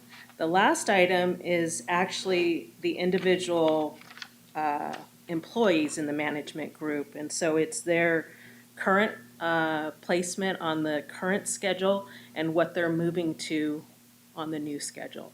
And this is going to be retroactive to July 1. Of 22. Of this year. Okay. Correct. So. Maybe you have some questions. Again, that's the most Well, simplified I version. think the most important one they need to know, so we were, just to give you a quick reminder, the study looked at compensation, how we compared to other similar colleges and entities. So this will increase our budget with the new placements, which is the last one that you're doing, 13.6, by $32,517 a month. So, but this is what I believe is right for our employees. And Right. We haven't done anything with the management group since, I think, 2019. And so the managers are unique in the sense that during COVID, the represented groups, we bargained different stipends for them and things like that. But the managers were required to be here. And we didn't give them anything additional. And I'm not saying that anyone demanded that, but I'm just, in terms of equity and, questions of why this is coming forward, we're still in negotiations, like I said, with CSEA. They've had the information since November of 2021, and we were trying to wait and negotiate with them, and we still are, but at this point, we're ready to implement the management group, so that's what's before it you really tonight. wasn't fair to hold on to the management group any longer. Right. Waiting on the CSEA, so this is basically giving them a fair wage. This is not a top of the scale. We're not paying people at the top, but we're somewhere in the middle of where managers who have these jobs should be paid, and they were compared to other colleges our size, and I believe they used a couple of the unified school districts in the area. Hesperia, Unified School District, City of Victorville, and then the rest of them are community colleges. So we had 12 comparator agencies.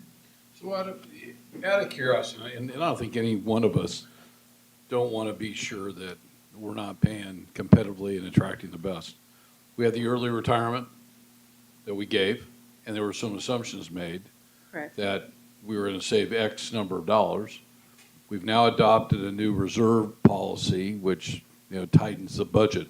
So where's this extra 400 grand or 32 grand a month times 12 is still about 400 grand. We had the early retirement, Dr. Walden, and then we have this increase. Where's that money going to come from? It comes out of the budget, but the budget has enough money in there to cover this. Okay. If I don't know if you remember, but the tentative budget shows us with a 26% reserve. So we've been getting COLA. We haven't got the COLA yet. But that will be based on, COLA will be after we figured out where the employees should be paid. Some of these positions we're having trouble recruiting for. We've had to go out 2 or 3 times because they're not competitive. We've also lost some people who could just do the same job and make more money across town. I could name them and you'd know who they were. Some really good people. City of Victorville just gave a 10% raise. So, but we haven't done the COLA thing yet because that's a negotiation item. And I really can't even discuss that in public. That has to be done Understand. No, I just need to ask those questions. We make. No, it's a good question. In fact, I wanted to make sure you guys didn't vote on it without knowing that there is a cost associated with it. So that's the reason we brought it up. It's a your job as the CEO is we give you a budget and your job is to stay within the budget. Right. That's your job. We will always do that. Student advisory vote? Yay. Thank you, All Monica. right. Thank you. Thanks, Monica.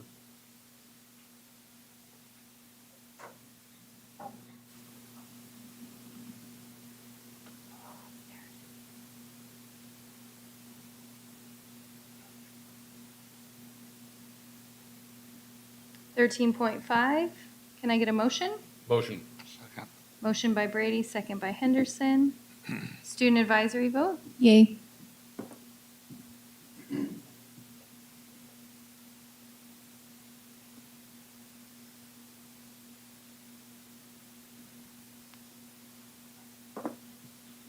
There it is.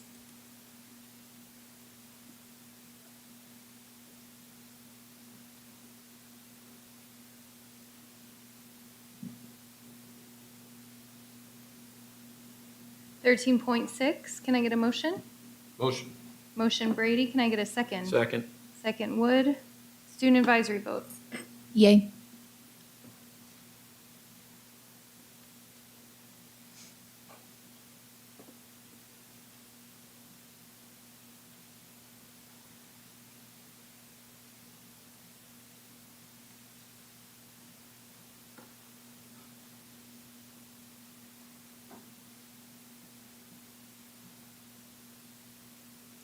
$14.1 curriculum changes, can I get a motion? Motion. Motion by Brady, can I get a second? Anyone want a second? Second. Thank you so much, Pinkerton. Wake up. Student advisory vote? Yay. 21s, can we approve them as a block? This is It's not- information discussion, we're not approving. This is the first read. Okay, so we don't need to do. One of these is to do with 16.7%. The state, the chancellor's office is recommending it right now. This, your board policy is written here, will mandate it. It states that it's a recommendation from the, but it's your mandate as a board to have 16.7. Is that 2111? last one. 2112? 2112. No, it's 21, Oh, it was 11? 2112. Let me see. I think 11. it's 6250. Nope, 26. It's 12. The district's unrestricted general reserve shall be no less than 16.7%. I meant, what did I say? It's listed in that one. It's board policy 6250, Right, but it is 21.12. but it is item number 2112. Yes, that's correct. It's both. 2112. I'm going with Michelle, Right it's both. there. That's right. Bring up, can you bring up 6250. 2111? 2111? Yeah. Yeah, 'Cause I think of it's course. mentioned on both, It right? is because one has to do with budget preparation. All right, all right, all right. Right, this And that's is the one we had changed. this is budget prep. The other one is the actual final budget. So Any in discussion? this one, it says mandated, because we changed that word, right, the second recommendation. On bullet point 5. Any discussion, trustee Pinkerton? No. Any discussion, trustee Wood? No, ma'am. Henderson? Nope. Brady? Okay. So at this point, we're going to move on to individual board of trustee reports, and I'd like to start with trustee Brady. Really don't have much to say. I thought the ceremony today went well. Things seem to be Just a quiet. little breezy. Yeah, a tad breezy. I will say something, and this is going to be kind of a sensitive subject, and I don't think anybody wants to bring it up, but I know that, compensation is a big issue everywhere. It's funny because we're in the election cycle where people are calling and saying, are you running for this and this, you talk about stipends and what they get on councils. I'd like to see our compensation model here as Board of Trustees looked at. It hadn't been looked at since I've been here. And it's not about me, I don't need the money, but eventually we need to be competitive as Board of Trustees, I think. Aren't we set? I think we're set set by by state law. law. It's set by No, law. it's. No, it's set by law. Well, so. I don't It's in think the so. Act As you talk to, as you talk to other trustees at other colleges, they ask you, how's your deal based? And we haven't done this in a long time. It hasn't been done in the 11 years I've been here. So the question is, we're getting paid too much. So we're looking at all the different constituency groups, management groups here. I'm just gonna ask that be done sometime next year. Yeah, Michelle, we can do that. I think it is I think it's set by law. We can- though. we Okay, so It's so much, just I think it is set by so law. much to. a For certain all number. food for community thought. college trustees. I don't think Talk it's to even the community trustees, colleges yeah. because it's comparable to what Oro Grande pays their board members. Yeah, so So- it We'll check it may it be out. by geographic area. That could be. Yeah, but no, I thought, John, the program went really well today. I will say I left a magazine at home. I wanted to bring, I told Dr. Todd about it, and I wanted to bring one for Dr. Walden. Many of you know we're building a home down in Prescott, Arizona. And in Prescott Valley is a large family that really owns Prescott Valley, the Fain family. And they're very philanthropic, and they own all the ground out there. And they put together a real nice magazine that comes out, I think, like quarterly. And the last one that they came out with really talked about education. And I read it, and I reached out to the general partner, and I said, you know, you guys just absolutely hit it out of the park. So, you know, we don't have that capacity here, but as I read it, I thought it just paralleled what we're trying to do here, what they're trying to do there. And so I wrote him, and I said to him, I said, you know, Mr. Fain, I'll be, you know, talking highly about you, but I've got 2 magazines, Dr. Dan, and one for Dr. Scott. Hopefully, you know, I don't know if we're ever going to get to that point on up here, but how they were selling education and careers and stuff really, I think, hit a positive chord. I wanted to share that, and otherwise, life is good. Thank you. Trustee Henderson? I'd like to say that the ceremony went really nice today, really well. A lot of people there, and it went good. Thank you. And was really happy to finally break ground for this thing that we've been talking about since I've been on the board. We've been wanting to do this. It's a long time. And That's a long time. It's been a while. It's like the bridge over the river. The one in Alaska? Kwai? The one in Alaska, yeah. Why? The bridge to nowhere? Bridge over the River Kwai? Yeah, the bridge over the river Kwai. Yeah. Thank you, Dennis. You good? Yeah. Okay. Thank you for that. And Trustee Wood? Hey, Art, stick with education. Oh, guys, 9 Don't o'clock. go in the music business, okay? 9 o'clock. Make it snappy. Yep, great event down below as usual. Thanks to everybody who put that on, the groundbreaking. I just want to say, like, I had no idea that thing was going to happen. Obviously, a lot of people did. Dan did, Art did, Tim did. I'm like, how many of you were in on this? Nobody? What? So I probably should have said it when everybody was here. But I don't know, maybe they'll watch the video. Thank you to everybody who was involved in that. I had no idea that they were scheming or doing this. I don't really have any idea why they did that. I don't really look at myself in the mirror and say like, oh, there's a leader, right? Just when somebody calls, especially, you know, a younger person, Brandon Griffin is not that much younger than me, so he's Debatable. Unlike Jason and Lexi was shy, thank God, so she didn't come up and talk, but Lexi's one of the current interns at my office also, so she just sat out there quietly and then texted me after she left. I just say yes, right? Somebody comes to you and they say, hey, can you help me? Just say yes, right? It's not that hard. I was shocked because we've always said yes. When people have come to my office who are thinking about going to law school, high school students, college students, Sandra came and hung out at the courthouse with me. Actually, at least half the mock trial team came to the courthouse and just, they were there for days on end, just wandering around and watching trials, and I was introducing them to people. I was shocked because when people come to me like that, who are just trying to get ahead in life, which I find to be probably the most respectable thing that a person ever does, is just trying to get ahead in life. I say yes. I just kind of assumed that's what everybody does. I was actually pretty disheartened when my wife recently, who has to do an internship, she just finished her master's in psychology, and she's required for graduation and for licensing to do like 3,000 hours. It's ridiculous. Like 3,000 hours of internship under the supervision of a licensed psychologist. She called and called and called everyone around saying, hey, can I come intern at your office? I don't expect to get paid. I'm not looking to make money. Like, I just have to get my hours. No, sorry, we don't have time for that. And you know, the first one that my wife called, I was like, man, what a jerk.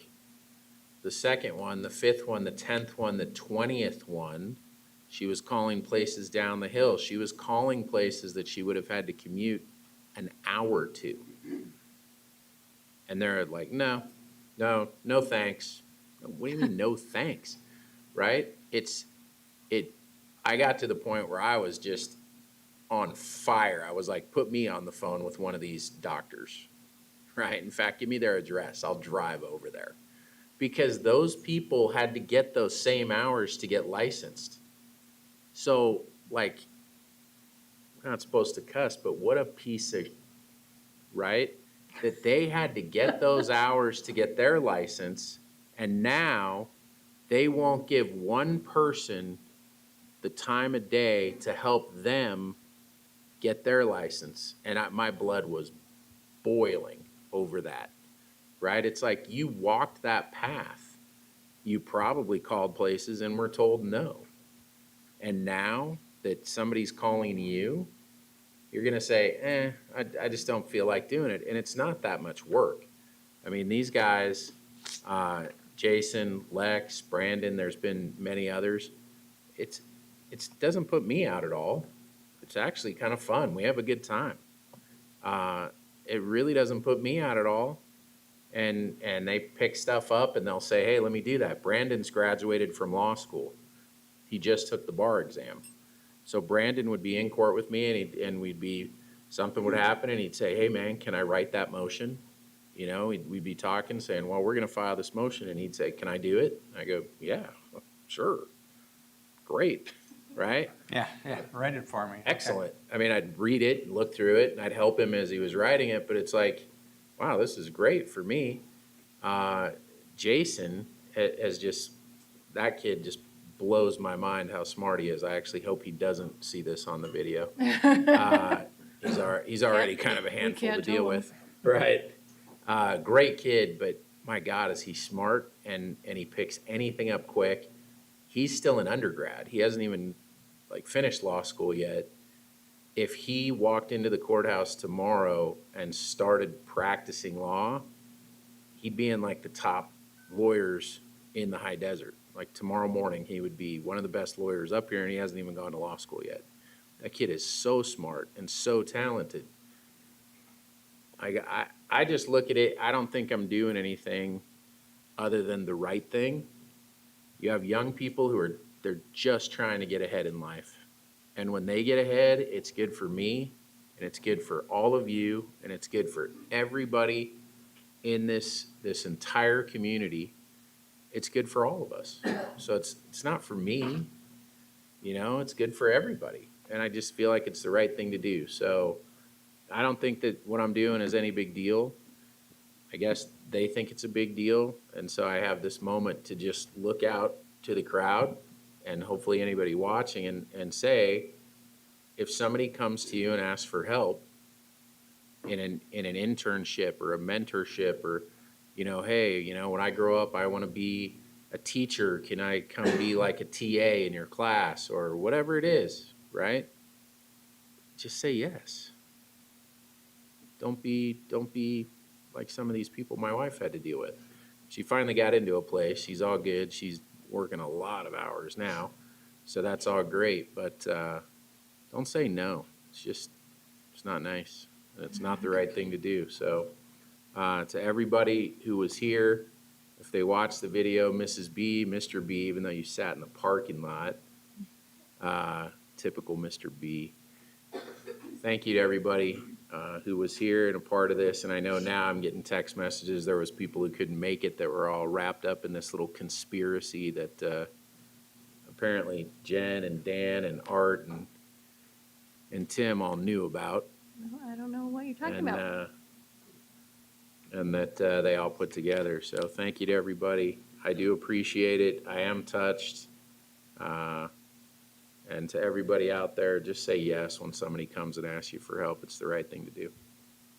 Brandon, let me just say one thing. One, I think you create good karma. And I think that when you do things like that, it creates good karma. And karma, what goes around comes around.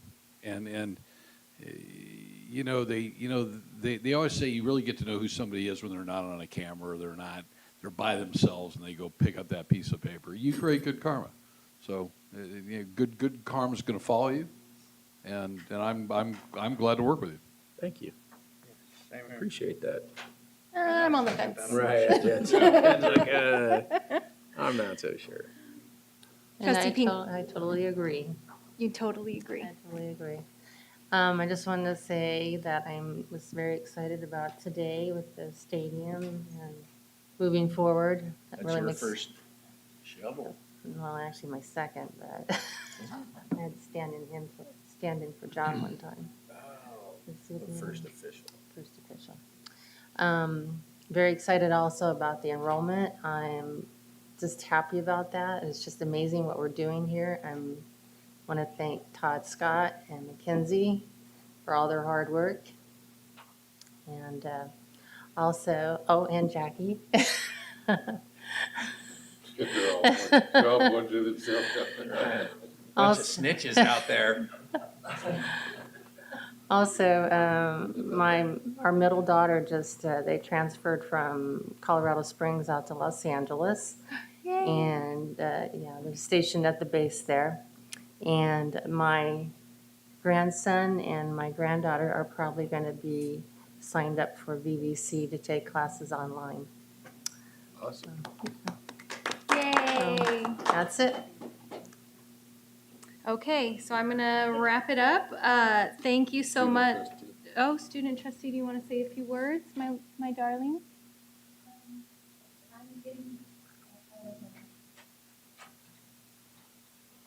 Just say it? project.